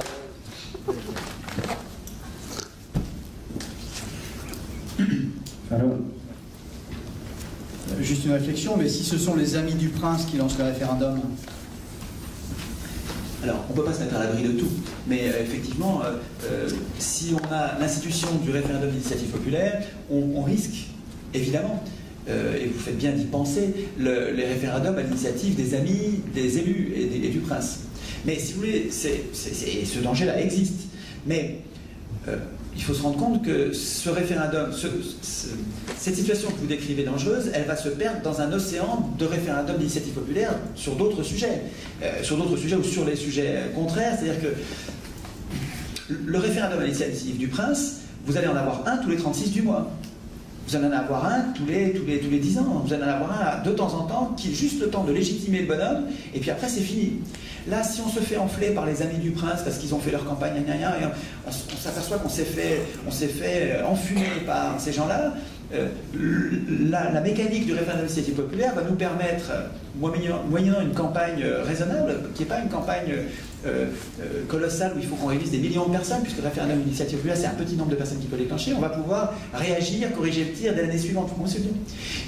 À l'initiative du prince, vous allez avoir très peu de référendums et toujours ciblés dans l'intérêt du prince. Le référendum d'initiative populaire, c'est pas une panacée, mais d'ailleurs la démocratie et la constitution que nous allons écrire, c'est pas une panacée, il va régler les problèmes. Hein. Et d'ailleurs, nous allons probablement nous tromper. L'Assemblée tirée au sort, à côté de l'Assemblée élue, elle va probablement faire des bêtises. Oui, des bêtises, c'est-à-dire qu'elle va voter des choses que vous n'auriez vous pas voté. Vous avez dit, mais c'est pas bien, il ne faut pas faire ça. Oui, mais elle va le faire. Ok. Mais les élus aussi font des bêtises, hein. Les élus aussi se trompent. Donc tout ce qui est vivant se trompe. Ce qui est important, c'est d'avoir des institutions qui permettent, quand il y a quelque chose à décider, on donne la parole à toutes les opinions, surtout les opinions dissidentes, pour être sûr d'avoir bien compris tous les tenants et les aboutissants de toutes les décisions. Et puis une fois qu'on a bien donné la parole à tout le monde, on tranche en ayant le moyen de changer d'avis dès qu'on s'aperçoit qu'on s'est trompé. Je n'ai pas de meilleure solution que de nous impliquer tous sans savoir à l'avance qui va dire une bêtise ou qui va dire quelque chose de génial. C'est ça l'avantage de l'Iségoria, c'est que comme on sait que chacun d'entre nous peut avoir une idée géniale et qu'on ne sait pas à l'avance qui c'est, et bien en donnant la parole à tout le monde, chacun peut parler, tout le monde va se taire et chacun va pouvoir faire sa proposition, et nous allons démêler le vrai du faux, le juste, l'erreur de la non-erreur. On va pouvoir départager tout ça à l'occasion d'une discussion en nous donnant la parole à tous et à toutes les opinions dissidentes. On diminue le risque de se tromper, mais on sait qu'on ne les limite pas. Et quand on se trompera, on a des procédures aussi pour revenir sur une décision. À Athènes, ça s'appelait le graphé paranomon, qui permettait de revenir sur une décision de l'Assemblée, ou les angéliques, qui était une autre procédure qui permettait de revenir sur la responsabilité d'une personne qui avait mal conseillé. Ces noms-là, j'aime bien, ils sont sympas. C'est des gens qui avaient bien réfléchi aux problèmes que pose la démocratie et qui donnaient des noms aux institutions importantes. En tout cas, sachant que nous allons nous tromper, nous avons besoin d'institutions qui nous permettent de corriger le tir quand on s'est trompé.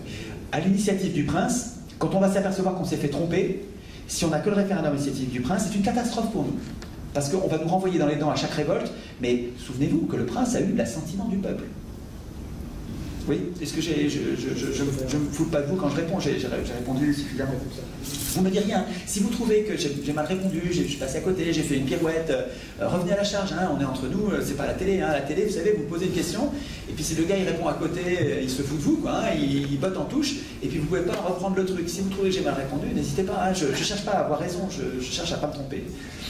Oui, il faut un micro. C'est Pierre? Bon. J'essaie de m'imaginer ces constitutions alternatives rédigées, la manière dont elles vont se substituer à la constitution ou les constitutions prison qui sont les nôtres. Donc, comment on fait? Comment on fait concrètement? Le rapport de pouvoir. Alors, je vais aller vite là-dessus, c'est une question récurrente hein, qui revient à chaque fois. Je vais aller vite, mais si vous voulez en savoir plus, je vous conseille d'aller voir des vidéos, parce que j'ai plus beaucoup de temps sur l'affaire d'initiative populaire, je ne dis pas du tout ça pour me défiler, mais je sais que très souvent j'ai besoin de 5-6 heures. Voilà, donc là, je sais que j'ai 2 heures, je sais que je vais manquer de temps, mais je vais quand même vous répondre. Nous sommes dans une prison politique, nous n'avons absolument aucun pouvoir. Nous sommes faiblissimes. Faiblissimes, c'est-à-dire que même quand on se fait trahir au dernier degré, nous avions voté non au référendum de 2005. Un traité épouvantable, on avait dit non, bien, massivement, malgré tous les médias, tiens, c'était super clair. 2008, coup d'État de 2008, 4 février 2008, coup d'État. Il nous impose par voie parlementaire, c'est traître, nous impose par voie parlementaire le même texte, remis en désordre pour qu'on y voit du feu, ils nous prennent vraiment pour des abrutis, mais c'est pas nous les abrutis, c'est eux les traîtres, et malgré ça on peut rien faire. Donc nous sommes dans une prison politique, ils ont en face, ils ont l'argent, la planche à billets, ils ont le pouvoir politique, ils ont le pouvoir judiciaire, ils ont l'armée, ils ont la police, ils ont les médias, ils ont la culture. Okay. Le rapport de force, c'est perdu. Si on engage un rapport de force, on se fait écraser. Okay. C'est mal barré. Mais un monstre, s'il attrape la crève, il perd presque toutes ses forces. Il est au lit, il gémit, un monstre, un Golgoth. Je suggère que nous collions une maladie à l'oligarchie en cherchant son point faible.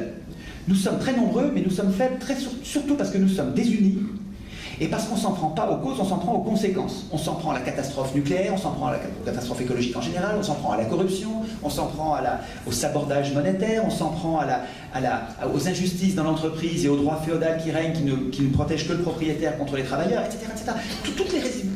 Tous nos actes de résistance sont sur des conséquences de notre impuissance politique. Nous savons très bien quelles sont les solutions politiques, les solutions techniques dont nous avons besoin. Nous n'avons pas de problème technique, nous n'avons aucun problème technique, même pas avec le chômage. Le chômage, c'est très facile de régler le chômage. Vous insufflez de la monnaie, au lieu de mettre la monnaie, au lieu de mettre des milliers de milliards dans les poches des banques, vous mettez quelques milliards dans la poche des citoyens. Vous réglez le problème du chômage, vous faites disparaître le chômage et ça vous coûte beaucoup moins cher. Simplement, donc on n'a pas de problème technique, on a un problème politique avec les acteurs qui servent les intérêts des banques, qui les goinfrent pendant qu'ils nous ruinent. Ok. Je suggère qu'au lieu de nous en prendre aux conséquences, à la corruption, tout ça, nous en prenions à la cause, et la cause, c'est notre impuissance politique. D'où vient cette impuissance politique? De la Constitution. Qui a écrit cette Constitution? Des professionnels de la politique. Mais comment se fait-il que des professionnels de la politique, qui sont évidemment jugés partis, puissent écrire la Constitution? C'est parce que nous, incultes, paresseux, ignorants, lâches, obéissants, dociles, oui, formatés, déformés par une éducation soi-disant républicaine, mais en fait plutocratique. On nous apprend que plutocratie égale, enfin élection égale démocratie, démocratie égale élection. Répète mon petit, alors je répète moi depuis 50 ans, je répète élection égale démocratie, démocratie. Oh, il a mis en place des élections, oh, c'est enfin une démocratie. Ah, il n'a pas les élections, ça n'est pas une démocratie. On nous répète ça dans tous les livres. Et donc, déformé, donc j'en étais à dire, comment se fait-il que des professionnels de la politique arrivent à écrire la Constitution? C'est parce que les peuples du monde, partout dans le monde, à toutes les époques, renoncent pour différentes raisons, paresse, culture, inculture, déformation, simple ignorance de la réalité, renoncent à écrire eux-mêmes la Constitution, renoncent à faire attention au processus, renoncent, oublient d'interdire dans le processus constituant, d'interdire aux professionnels de la politique de mettre les pieds. Il me semble que là, peut-être que je me trompe, hein, et je vous invite comme un service à me dire si vous avez l'impression que je me trompe, parce que je l'ai dit à l'instant, mais c'est plus que, c'est pas du tout une pirouette ou une formule de politesse, c'est vraiment ça que je cherche. Je cherche pas à avoir raison, je cherche à pas me tromper. Donc si je me trompe, il faut me le dire, et on va comme un cerveau collectif, on va commettre de moins en moins d'erreurs. Mais il me semble avoir trouvé un point au laser très très précis qui est notre cause commune. C'est l'origine de notre impuissance politique et du fait que nous n'arrivons à régler aucun des problèmes dont nous avons les solutions techniques. Donc j'ai là à la fois un truc qui nous réunit et qui prend le problème à la cause au lieu de le prendre à la conséquence. Putain, on a un truc génial là, un truc, c'est une idée nouvelle, prometteuse, un truc qui peut marcher. Ça ne peut marcher que si on s'en empare tous. C'est-à-dire que je ne dis pas de renoncer d'ailleurs à nos spécialisations sur telle et telle conséquence, parce que c'est très utile que chacun ait bien compris comment est fait telle et telle arnaque. C'est très important que notre corps social comprenne comment on se fait enfumer. Mais il faudrait que les résistants intègrent dans leur logiciel, intègrent dans leur puzzle cette pièce centrale, je crois, que les choses ne changeront que si nous écrivons nous-mêmes la Constitution. Et que donc, il va y avoir une insurrection, c'est-à-dire que quand ils vont commencer à nous taper sur la gueule comme ils tapent sur la gueule des Grecs ou des Espagnols, on va se révolter comme se révoltent les Grecs et les Espagnols, il va y avoir une insurrection. Okay. Mais les Tunisiens viennent de se révolter, et ils n'avaient pas réfléchi comme je le suggère là, et donc qu'est-ce qu'ils ont fait? Ils ont élu une assemblée constituante qui est en même temps législative. Ils sont rentrés chez eux au lieu de les surveiller. Résultat, ils se font enfumer, ça va être pire que pire. Donc je suggère que, en sortant d'ici, au lieu de parler du programme de télé, de foot, de recettes de cuisine, du match de tennis, je ne sais pas quoi, vous parliez de ça. C'est-à-dire que vous parliez de la Constitution, et qu'est-ce qu'il y a dans une Constitution, et si on l'écrivait, alors où est-ce que t'en es? Je suis en train de bosser sur la responsabilité des juges, et moi je bosse sur la responsabilité du Parlement. Attends, la responsabilité du Parlement, c'est les élus, ou bien c'est les tirs au sort? Ben oui, ils peuvent faire des conneries, donc il faut les surveiller aussi. Donc on fait une chambre tir au sort pour surveiller la chambre des citoyens. Ah mais tu fais plein de chambres de contrôle quand même, tous ces contrôles, ça me fait peur. Oui, mais attends, là il s'agit de contrôler ceux qui ont le pouvoir, pas de contrôler. Alors si tu fais pas ça, c'est eux qui vont te contrôler, c'est eux qui vont contrôler le peuple, et pour que ce soit pas les gouvernants qui contrôlent le peuple, il faut que ce soit le peuple qui contrôle les gouvernants. Et ces discussions que vous allez avoir entre vous vont faire monter votre niveau, et à mon avis, ça ne peut changer quelque chose que si quand vous sortez de là, vous commencez à bosser et vous devenez ce qu'on appelle, on s'appelle entre nous, c'est l'image qu'on a trouvée, alors au début c'était objet d'alerte, mais maintenant c'est tellement le mot qui est utilisé qu'on fait comme ça, on s'appelle des virus. On reconnaît une maladie à l'oligarchie, au monstre oligarchique, et donc on est des gentils virus, des virus démocratiques. Et il faut qu'on arrive à transformer les gens qui sont autour de nous, qui sont les cellules du corps social, qui sont potentiellement tout à fait, possiblement actives et utiles, mais qui ont un sens roupille, et ben il faut les réveiller, et non seulement les réveiller, mais les rendre elles-mêmes contagieuses, c'est-à-dire qu'elles deviennent capables de devenir elles-mêmes formateurs de formateurs. Et ce processus de formation populaire, à la base, on compte pas sur les... Ils ne parleront pas de nous à la télé, on s'en fout. Ils ne parleront pas de nous dans les journaux, on s'en fout. On n'a pas besoin de ça. On a Internet, et puis on a nos réunions à nous. Il suffit qu'on trouve la bonne idée, formulée de la bonne façon, qui s'applique au bon endroit, et qui est suffisamment bien pensée pour être vraiment commune entre les gens, des gens qui sont de plusieurs bords politiques, qui ne s'aiment pas du tout, mais qui ont tous comme point commun d'être impuissants. Et ces gens-là ont un intérêt commun à dire, instituons notre puissance, on se disputera après. Et dans la nouvelle assemblée enfin souveraine, il y aura tous les camps, même des camps que vous n'aimez pas, et peut-être que sur un sujet vous allez perdre, sur l'avortement par exemple, l'Assemblée va décider de relégaliser, enfin d'interdire une partie des avortements. Oui, mais sur l'autre, sur tel autre, sur la retraite, sur le droit des propriétaires qui va diminuer dans les entreprises, sur plein d'autres sujets que vous allez gagner, on ne va pas gagner sur tout. Chacun d'entre nous va avoir une assemblée démocratique, ne pas décider la même chose que ce qu'on aurait fait. Mais globalement, je suis certain qu'une assemblée démocratique, je sais qu'elle va se tromper sur certains points, mais globalement, elle va bien mieux servir l'intérêt général qu'une assemblée plutocratique. Mais à condition qu'on le veuille. Et je pense l'idée que nous en parlions entre nous avant de nous révolter comme les Tunisiens. Et je ne sais pas quand aura lieu la révolte. Et ça, c'est pas parce que je ne sais pas quand aura lieu la révolte que ce que je dis est faux. On s'en fout, même à la limite. Enfin, il ne faut pas que ce soit trop tôt. Aujourd'hui, ce serait trop tôt. Et si on demande aux gens dehors, est-ce qu'on élit ou est-ce qu'on tire au sort une assemblée constituante, ils vont dire il faut les lire. Donc ça, c'est un préalable à la solution Cantona, par exemple. Oui, mais oui, Cantona, enfin, elle est bien, elle est pédagogique parce qu'elle nous sensibilise, l'idée Cantona, mais si on met par terre le système financier, on va revenir à l'état de nature, et c'est pas beau. Je veux dire, on va s'entretuer, quoi. Et sans rien changer, je veux dire, ils vont se marrer. Il y a des tas de gens qui ont toutes les réserves pour attendre qu'on ait fini de s'entretuer, alors là, on va faire un boulot qu'ils voudraient faire depuis longtemps, d'ailleurs, au passage. Donc, à mon avis, écrivons notre constitution et reprenons le contrôle public de notre système financier.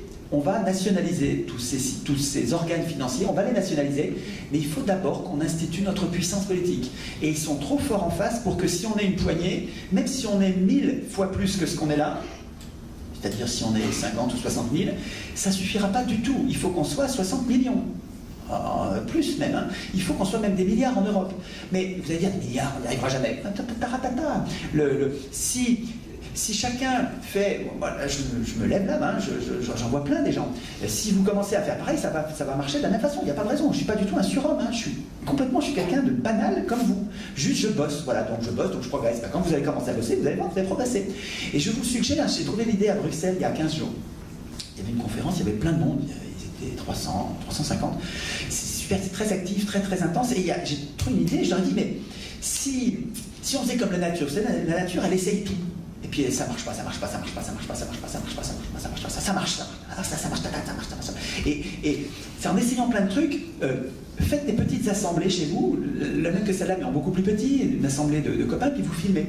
Alors pas les premières fois on est maladroit, on se fait rembarrer pour rien, parce qu'on n'a pas encore assez bossé, donc on rentre chez soi, on dit, il m'a répondu ça, putain, j'aurais dû lui répondre ça. Tiens, alors vous recommencez, vous les réinvitez. Il faut passer plusieurs couches pour convaincre. Quand même, il faut se désintoxiquer de 50 ans, 40, 50, 30, 40, 50 ans de propagande. Il faut quand même passer plusieurs couches. Il faut gratter la terre, arroser vos graines. Et vous allez progresser, et puis à un moment, vous commencez à vous sentir bien, vous faites des cafés repères de la Bassie J'y suis, vous commencez à être bien entraîné, filmez-vous. Et puis ensuite, les bouts, tiens, ça s'est bien passé ce soir-là, il y avait une bonne ambiance, il y avait des jeunes, des étudiants qui ont une idée, il y a eu un ping-pong qui était super, et dans l'adversité, il a fallu que je réponde. Ce jour-là, j'étais bien inspiré, j'ai bien répondu, ce truc-là est filmé. Si ça vous êtes en train de trouver le petit bout de buzz, qui va faire le petit bout de vidéo, qui va faire du buzz et qui va être traduit. Tout de suite, on va voir que ça c'est bien dit là, ça, ce truc-là, il y a tout en moins d'une minute. C'est vachement bien ça, on l'avait jamais dit aussi bien. Et c'est vous qui l'avez trouvé, hein. Je ne peux pas savoir encore qui va le trouver ça. Mais c'est l'un d'entre vous qui avez trouvé cette formulation-là. Allez, on s'y colle, on la traduit, et c'est elle qui va spread, qui va se répandre en sous-sol, toujours en sous-sol, sans avoir besoin des médias. Vous voyez ce que je veux dire? Il faut devenir actif, hein, il faut s'en occuper, il faut bosser, mais je trouve ça très prometteur, cette idée-là. J'étais plus long que ce que je peux poser une petite question. Comment? Il y a des interventions. Oui, je ne voudrais pas prendre trop de temps, mais juste simplement au niveau de la méthode, à partir du moment où on se lance dans une réflexion qui est au niveau de l'éducation populaire, je pense que c'est magnifique, sur la réflexion sur soi-même et sur ce qu'on peut faire, mais après, quand on met dans le pot commun, comment vous réfléchissez justement à faire qu'il y ait des ponts entre les différentes constitutions qui peuvent être écrites, et comment on arrive à avoir un minimum de consensus pour la soumettre? Donc à ce niveau-là, je pense qu'il y a une réflexion qui a été faite. La deuxième point, c'est sur la fréquence des référendums d'initiative populaire. Comment on peut éviter la trop grande fréquence s'il faut l'éviter? La première question, c'était comment on... C'est intéressant de réfléchir chacun dans son coin. Voilà, c'est ça. L'aboutissement, il y a quand même un moment, il y a des étapes, j'imagine que vous avez réfléchi à ça. Comment on fait fructifier les étapes de chacun? Alors, d'abord, les constitutions auxquelles vous allez penser chacun dans vos repères de la Bassie J'y suis, dans vos cafés citoyens, cafés philo, les constitutions que vous allez commencer à penser, elles n'ont pas plus de légitimité que celles des autres, que la mienne. Enfin, on n'est pas en train d'écrire la constitution. On est en train, c'est un geste pédagogique, on est en train, et psychologique, nous sommes en train de nous apercevoir et de prouver par les faits que nous sommes capables que des gens normaux sont capables de le faire. Et en même temps, on est en train de s'habituer en détail à la checklist de ce qu'on va vérifier dans la prochaine. Et on ne risque pas de se faire enfumer parce que là, la prochaine fois, on va faire attention. Donc il y a un entraînement à une certaine expertise constituante, mais ça ne veut pas dire qu'on va être constituant. Moi, je suis complètement prêt à ne pas être constituant. Je m'en fous pas mal d'être dans l'Assemblée constituante ou pas. Vous voyez, je n'ai pas du tout besoin d'être dans l'Assemblée constituante. Je ne suis pas un chef, je suis pas du tout, je n'aspire pas à ça. Et j'imagine que vous êtes très nombreux comme ça. La plupart des gens normaux n'aspirent pas au pouvoir, ne veulent pas du pouvoir. Ils veulent juste pas d'abus de pouvoir. Ça, par contre, ça les gonfle, mais en même temps, ils ne prennent pas le problème à la racine. Et donc, il ne s'agit pas de synchroniser la myriade de projets qui va s'écrire un peu partout pour s'exercer, pour voir que c'est possible. Il ne s'agit pas de les synchroniser, on n'en est pas encore là. Par contre, on peut s'informer. Alors, je ne sais pas encore comment on peut se fédérer pour se tenir au courant. Il faudrait créer un site où on se tienne au courant sujet par sujet. Ça, il y a peut-être un outil informatique à créer, je ne sais pas. Je n'ai pas encore réfléchi à ça. Synchroniser nos expériences illégitimes mais pédagogiques, ça, je n'ai pas réfléchi à ça. Par contre, quand on va, après la révolte, créer le processus sur on ne veut pas de professionnels de la politique. On veut que ce soit entre nous. On écrit entre nous, commune par commune, on écrit les constitutions, commune par, ou groupe de communes, hein, c'est parce que c'est les petites communes. Si on a 36 000 projets, ça va être trop lourd. Vous savez, lire une constitution, c'est un boulot. Hein. Elles vont être courtes, hein, nos constitutions. Elles vont être courtes et claires. Nos constitutions vont être courtes et claires parce qu'on sait que, pas un analphabète, mais quelqu'un de très simple doit comprendre le truc. Alors que le projet des oligarques, hein, Napoléon disait qu'elle devait être obscure, hein, la constitution, courte et obscure pour qu'on ne comprenne rien. Évidemment, c'est un projet d'oligarque. Mais nous, on a un projet démocrate, donc on va avoir une constitution probablement courte et claire. Mais malgré tout, en lire 3, 4, 5, 10, ça va devenir une purge. Enfin, c'est comme un paquet de copies. Enfin, c'est un peu plus intéressant qu'un paquet de copies. Un paquet de copies, mais... Enfin, s'il y en a trop, s'il y en a 36 000 à lire, c'est pas la peine. Hein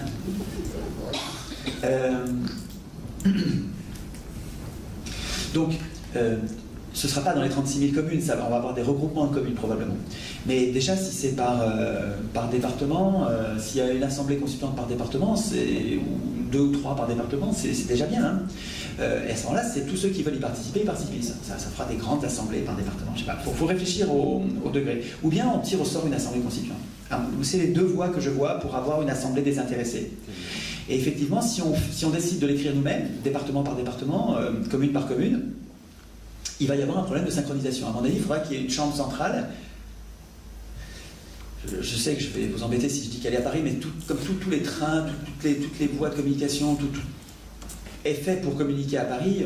Ça peut être à Paris avec des tas de gens qui viennent de partout. Ça ne va pas être des Parisiens là-dedans, ça va juste être à Paris parce que c'est... Enfin bon, peu importe. Il va y avoir une chambre qui est centrale, qui n'est pas une autorité, mais dont le boulot est de faire remonter les informations des différents départements, de comparer ce qui est comparable. Quand c'est la même chose, on met en facteur pour qu'il n'y ait pas une multiplicité. Et par contre, à chaque fois qu'il y a des options, on les présente côte à côte et on les fait redescendre vers les différents centres pour dire voilà où on en est tous. Et il va y avoir, j'imagine, des allers-retours. Je ne crois pas que ça ait jamais existé. Je ne suis pas très clair là-dessus encore. Hein. C'est quelque chose qu'il faut qu'on réfléchisse ensemble. Comment est-ce qu'on va faire? Mais je suis sûr qu'on va trouver quelque chose de mal. Hein. On sait se fédérer. Hein. Les gens sont déjà fédérés. Il y a déjà des... Alors, sur le nombre de référendums. Dans le plan C, on a prévu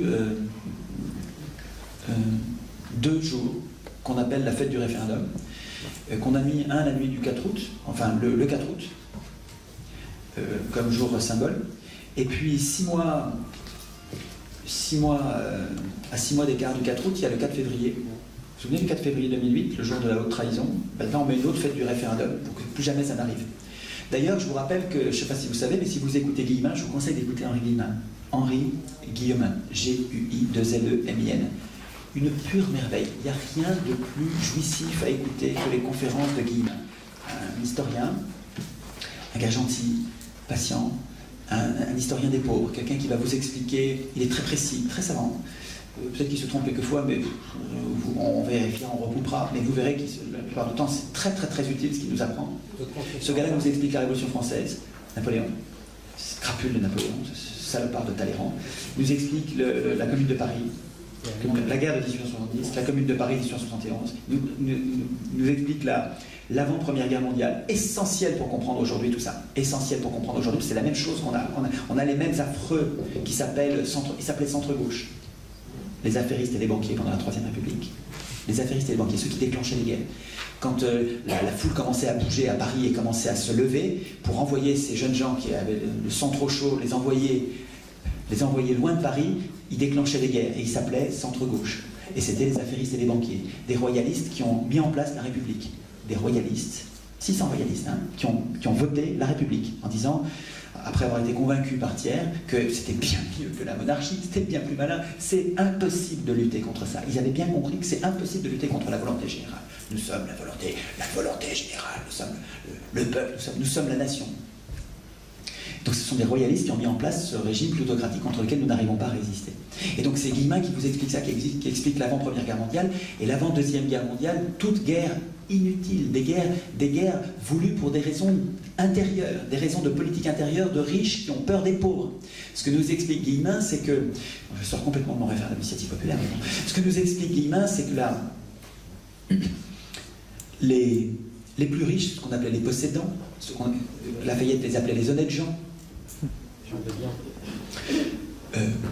étaient républicains, ont été républicains et ont défendu le suffrage universel tant que le suffrage universel les a mis au pouvoir. Là, c'était pour l'élection. Et puis quand ils ont vu les socialismes monter avec le marxisme, quand ils ont vu les élections commencer à être perdues par les notables, là, ils sont devenus fascistes. Là, ils sont devenus anti-républicains. Ils se sont mis à tout faire pour détruire les républiques parce qu'ils n'arrivaient plus à gagner les élections. Ça, c'est une clé de lecture que je trouve essentielle pour comprendre l'histoire des 200 ans du gouvernement représentatif et comprendre là où on en est aujourd'hui. Et qu'est-ce que c'est que ce mot fascisme? Qu'est-ce que ça veut dire fascisme? Aujourd'hui, on voudrait nous faire croire que fascisme, c'est racisme. À mon avis, c'est une erreur gravissime. Parce que si on croit ça, on oublie de cibler notre vrai problème qui est l'excès de pouvoir et l'excès de richesse. Parce Les gens qui ont trop de pouvoir, les gens qui ont trop de richesses deviennent fous et sont prêts à nous massacrer, sont prêts à massacrer la commune, sont prêts à nous envoyer en 1870 à la guerre, sont prêts à nous envoyer la Première Guerre mondiale, la boucherie, sont prêts à nous envoyer la Deuxième Guerre mondiale, plutôt Hitler que le Front populaire. Plutôt Hitler que le Front populaire. Et le fascisme, c'est les ultra-riches qui ont compris qu'avec les élections, ils ne peuvent plus gagner et qui deviennent violents. C'est ça le fascisme. Hein. Enfin bon. Alors, sur le référendum d'initiative populaire, nous avons, la fréquence, pour l'instant, nous sommes arrêtés à 2. Mais on peut discuter, tout ça c'est open évidemment. On a dit 2 pour que ce soit assez fréquent, pour qu'on en ait souvent, s'il y a quelque chose d'urgent, qu'on puisse le faire. Et donc ce serait 4 février pour se souvenir de la trahison du 4 février 2008, et 4 août pour se souvenir de la trahison du 4 août. Pourquoi trahison du 4 août? Vous allez voir, Guillemin va vous expliquer que le 4 août, il n'y a aucun privilège qui a été aboli. Aucun privilège n'a été aboli le 4 août 1789. En 1789, les nobles ont eu très peur, on était en train de brûler leur château, ça allait mal pour eux, hein, ça sentait le roussi. Et les nobles, la nuit du 4 août, ont dit on promet qu'on va abolir les privilèges à condition qu'on nous les rachète pour 30 annuités. C'est-à-dire que si les paysans étaient capables de payer 30 annuités, ok, c'est fini pour les privilèges, c'est-à-dire le droit de prélever l'impôt, gna gna gna. Attends, ça c'était juste pas possible, quoi. Donc c'était du foutage de gueule absolu. Celui qui a aboli vraiment les privilèges en 1993, c'est Robespierre. Et donc la nuit du 4 août, c'est une nuit d'enfumage. C'est une nuit de trahison. Soigneusement montée en épingle par les philosophes et les historiens des riches. Je vais me faire remonter les bretelles, hein, moi, tout le temps parler des riches. Hein. On va me dire tu es un populiste. Schwarz, c'est un populiste. Bon. Alors, référendum. Je vous ai distribué, donc je vous ai fait passer les formulations de quelques pays dans lesquels ça existe. Parce que ça existe dans quelques pays. On a vu... Ah oui, je devais vous lire celui de l'article 11, je vais le faire parce que c'est marrant. Mais comme ça, vous allez voir ce qu'il ne faut pas faire. Je vais vous lire l'article 11 de la Constitution française. Je vais vous lire le deuxième alinéa qui est 5 minutes. 5 minutes. Bon, ben on continuera, de toute façon, on continuera tout à l'heure. Vous restez avec nous, on reste ensemble pour écrire ou bien vous êtes obligé de partir? Enfin bon, on verra. Je vous lis l'article 11, ça paye. Entrée en vigueur par la loi constitutionnelle de 2008. Voilà. Le président... Je sais pas ce que c'est ça. C'est plus bas. Qu'est-ce que tu m'avais dit? Voilà, j'y arrive.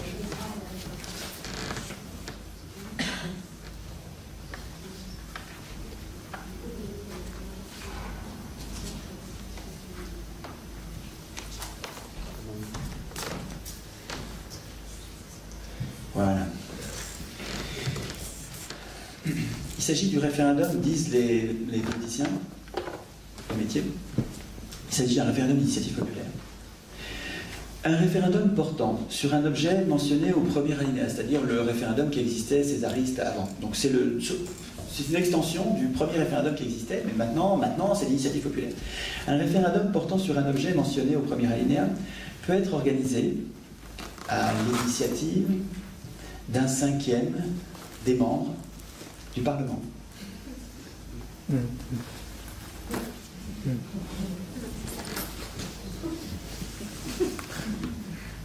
C'est pas un référendum d'initiative citoyenne, c'est un référendum d'initiative parlementaire.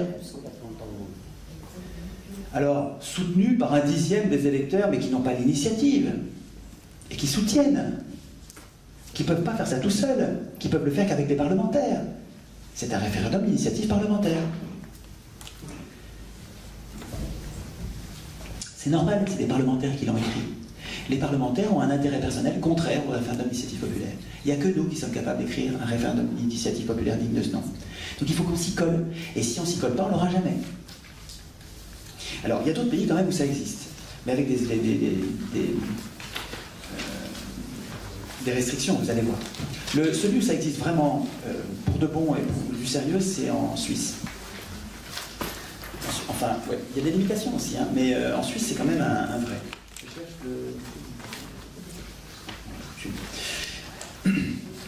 Alors,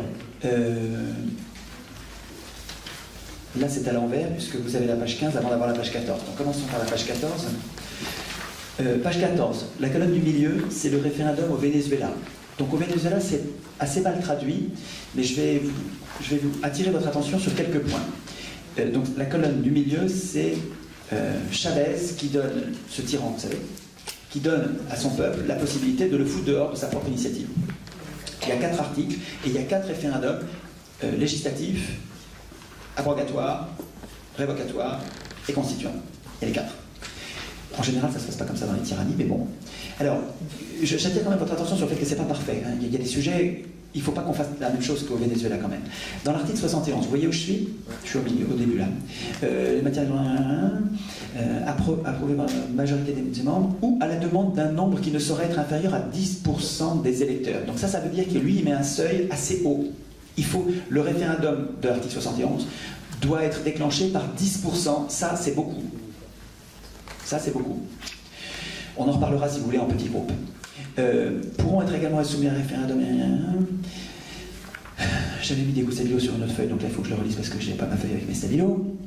Le maire, 10% aussi. Donc le deuxième alinéa, c'est également 10% pour déclencher. C'est pour toutes les matières de droit international. L'article 72. Toutes les charges et magistratures de l'élection populaire sont révocables. Ça, c'est une phrase qu'on peut reprendre telle qu'elle dans la nôtre, à mon avis. Ça, c'est clair, c'est net, c'est propre, c'est sans bavure. Toutes les charges et magistratures de l'élection populaire sont révocables. On peut peut-être aller plus loin que l'élection populaire. Hein, les hauts fonctionnaires, peut-être, je ne sais pas. Mais en tout cas, les élus, ici, sont clairement révocables. Alors, regardez, cet article 72 est intéressant. Passer la moitié de la période à laquelle a été élu le ou la fonctionnaire, ça veut dire que pendant la première moitié de son mandat, on lui fout la paix. Ça, on pourrait faire la même chose, c'est quand même pas bête. C'est-à-dire qu'il vient d'être élu, on ne lui colle pas tout de suite un référendum d'initiative populaire, même s'il y en a qui ne sont pas contents. On lui laisse la moitié de son mandat. Nous, on pourrait peut-être dire, passer le tiers de son mandat, on pourrait nous autoriser le référendum ou à partir du quart, si vous voulez. Et ça a du sens de lui laisser une partie de son mandat en lui foutant la paix, en lui mettant pas dès son élection un référendum révocatoire. D'accord? Passer la moitié de la période à laquelle il a été élu, un nombre qui ne peut être inférieur à 20% des électeurs, ça c'est beaucoup. Pour déclencher un référendum, ça c'est énorme. Mais c'est énorme, mais ça a fonctionné. Hein. Chavez a pris déjà dans les dents un référendum d'initiative populaire révocatoire. Donc il y a une opposition vigoureuse, soutenue par des médias ultra virulents et omniprésents. La majorité des médias au Venezuela est contre Chavez, mais avec une violence, vous n'avez pas idée. C'est terrifiant. Avec appel au meurtre. Il y a eu un coup d'État contre Chavez. Pendant le coup d'État, les médias dominants appelaient au meurtre. En général, chez les tyrans, ça ne se passe pas comme ça. Les tyrans ne laissent pas faire ça. Je le dis juste pour... Souvenez-vous que dans le monde, on prétend que Chavez est un tyran. Mais en tout cas, quand même 20%, malgré cette barre très haute, à cause de l'opposition très forte et des médias très virulents, c'est passé. Mais Chavez a gagné. Mais regardez, pourtant, il a gagné, mais regardez comme il aurait suffi que ça n'a pas dû passer loin, parce qu'il faut 20% pour déclencher le référendum, et il faut 25% pour le gagner. Hein. Quand le nombre d'électeurs ou d'électrices, je suis au milieu du 72, là, quand le nombre d'électeurs ou d'électrices égal ou supérieur à 25% des électeurs ou électrices inscrits aura voté la révocation, on considère le mandat révoqué. C'est-à-dire qu'il n'y a pas besoin de 50% pour le révoquer. S'il y en a déjà 25% qui ne sont pas contents du bonhomme, dehors. Inscrit, voilà. Hein, c'est pas des votants. C'est vrai que ça demande quand même plus de gens. C'est vrai, tu as raison. Hein? Ils ne votaient qu'à 60%. Ouais. Donc ça rend le truc quand même plus difficile à atteindre, effectivement. Je vous la roulette russe, mais c'est ce qu'il fait. Hein? Oui. Mais c'est quand même remarquable, quoi, un référendum révocatoire. Alors moi, à mon avis, ce truc-là n'est pas très bien traduit, je trouve. En tout cas, les suivants le sont encore moins. Moi, ce qui m'intéresse, c'est que nous essayons ensemble d'écrire l'équivalent pour nous, et on pourrait le faire plus brièvement. Vous voyez, écrire nos 4 référendums d'initiative populaire. Alors, vous pouvez le faire à la manière d'eux, si vous voulez. Vous pouvez copier l'Italie ou copier la Suisse, et puis en même temps que vous copiez, parce que vous trouvez que ça y est presque, et puis vous faites une petite transformation ou des transformations puissantes. Ça peut être une première approche où c'est moins difficile que de tout réécrire carrément. Hein? Alors, je vous laisse, il faudra que vous lisiez les 2 autres articles du Venezuela. Je vais juste attirer votre attention sur la Suisse. Donc c'est la 3e colonne de la page 14. On a complètement bouffé le temps, on est même en train de dépasser, j'ai l'impression. En Suisse, ils ont 2 procédures différentes qui s'appellent l'initiative et le référendum. Et celle qui ressemble à celle qu'on voudrait, c'est celle qui s'appelle l'initiative. Mais bon, le référendum, c'est intéressant aussi, mais le référendum, c'est obligatoire. Alors que leur initiative, c'est vraiment de leur propre initiative. C'est vraiment ça que nous appellerions référendum d'initiative populaire. Mais bon, eux, ils l'appellent initiative. Donc c'est article 139. Donc c'est en bas de la page 14. Là, hein. 100 000 citoyens et citoyennes ayant le droit de vote peuvent demander la révision partielle de la Constitution. Les initiatives, t'en as un, peuvent revêtir la forme 1. Bon, ça, c'est des détails sur lesquels je peux passer. Alors, la page, il faut revenir à la page précédente, parce que donc, je suis en haut de la page 15. Regardez le point 5. Toute initiative présentée sous la forme d'un projet rédigé est soumise au peuple est soumise au vote du peuple et des cantons. L'Assemblée fédérale, donc ça c'est le Parlement, en recommande soit l'acceptation ou le rejet. C'est-à-dire que si il y a une initiative populaire, dans la Constitution, il est prévu que le Parlement donne son avis, soit son avis favorable, soit son avis défavorable. Et il peut même proposer un contre-projet. Ça c'est assez malin, hein, pour que le débat soit complet, que les professionnels de la politique présentent un contre-projet au projet populaire.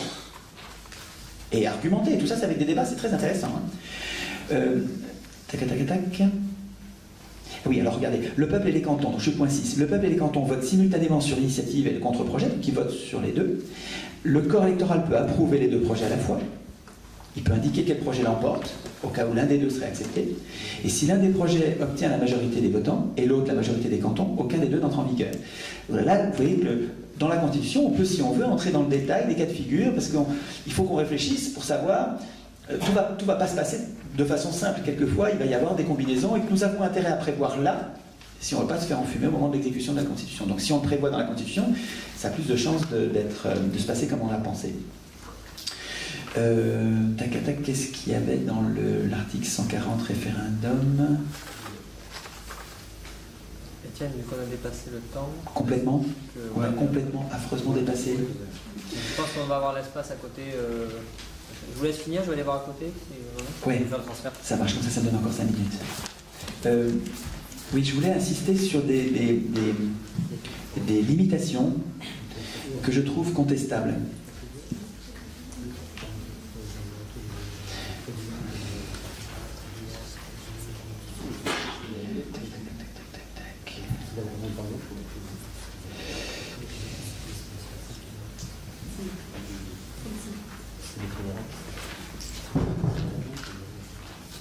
Ah oui, alors sur le référendum obligatoire, vous voyez l'article 140, sont soumis au vote du peuple et des cantons les révisions de la Constitution. Donc ça c'est pas mal, ça on devrait le dire comme ça.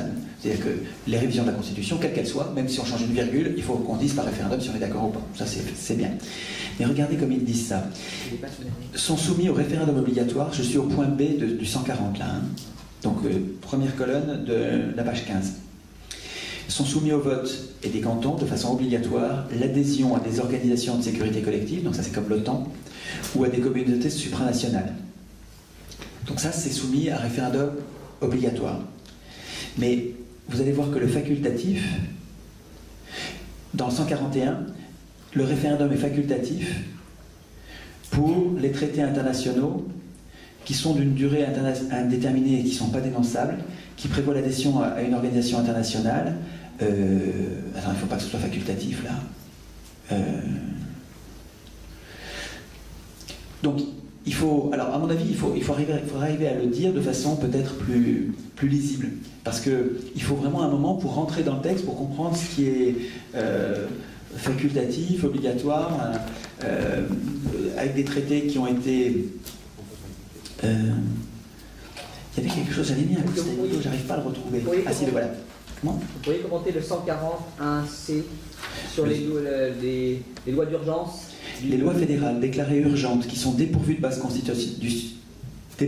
constitutionnelle et dont la durée de validité dépasse une année. C'est-à-dire que quand c'est court, si ça ne dépasse pas une année, il n'y a pas de référendum obligatoire. Par contre, si c'est quelque chose qu'on est en train de nous coller pour longtemps, même si elle est déclarée urgente, parce que si vous voulez une arnaque, ce serait de déclarer quelque chose d'urgente, et puis en fait, que ce soit un truc qui dure, et puis ça y est, on s'est fait enfumer, on s'est fait modifier la Constitution sans avoir de référendum. Et là on nous dit, bon, il peut y avoir des lois fédérales déclarées urgentes, mais pas plus d'une année sans référendum. Si ça dure plus d'une année, même celles-là, même celles qui sont urgentes, il faut qu'il y ait un référendum pour les valider. J'ai retrouvé ce que je voulais.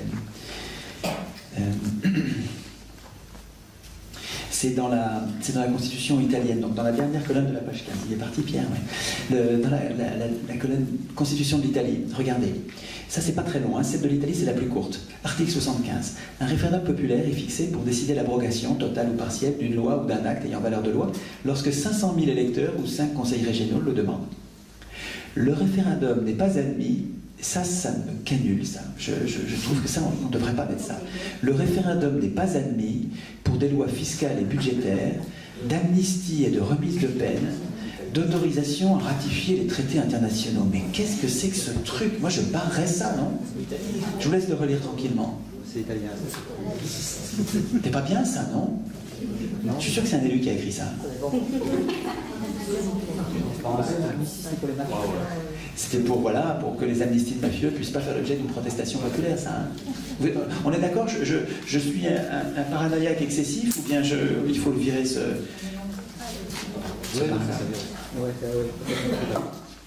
Ok.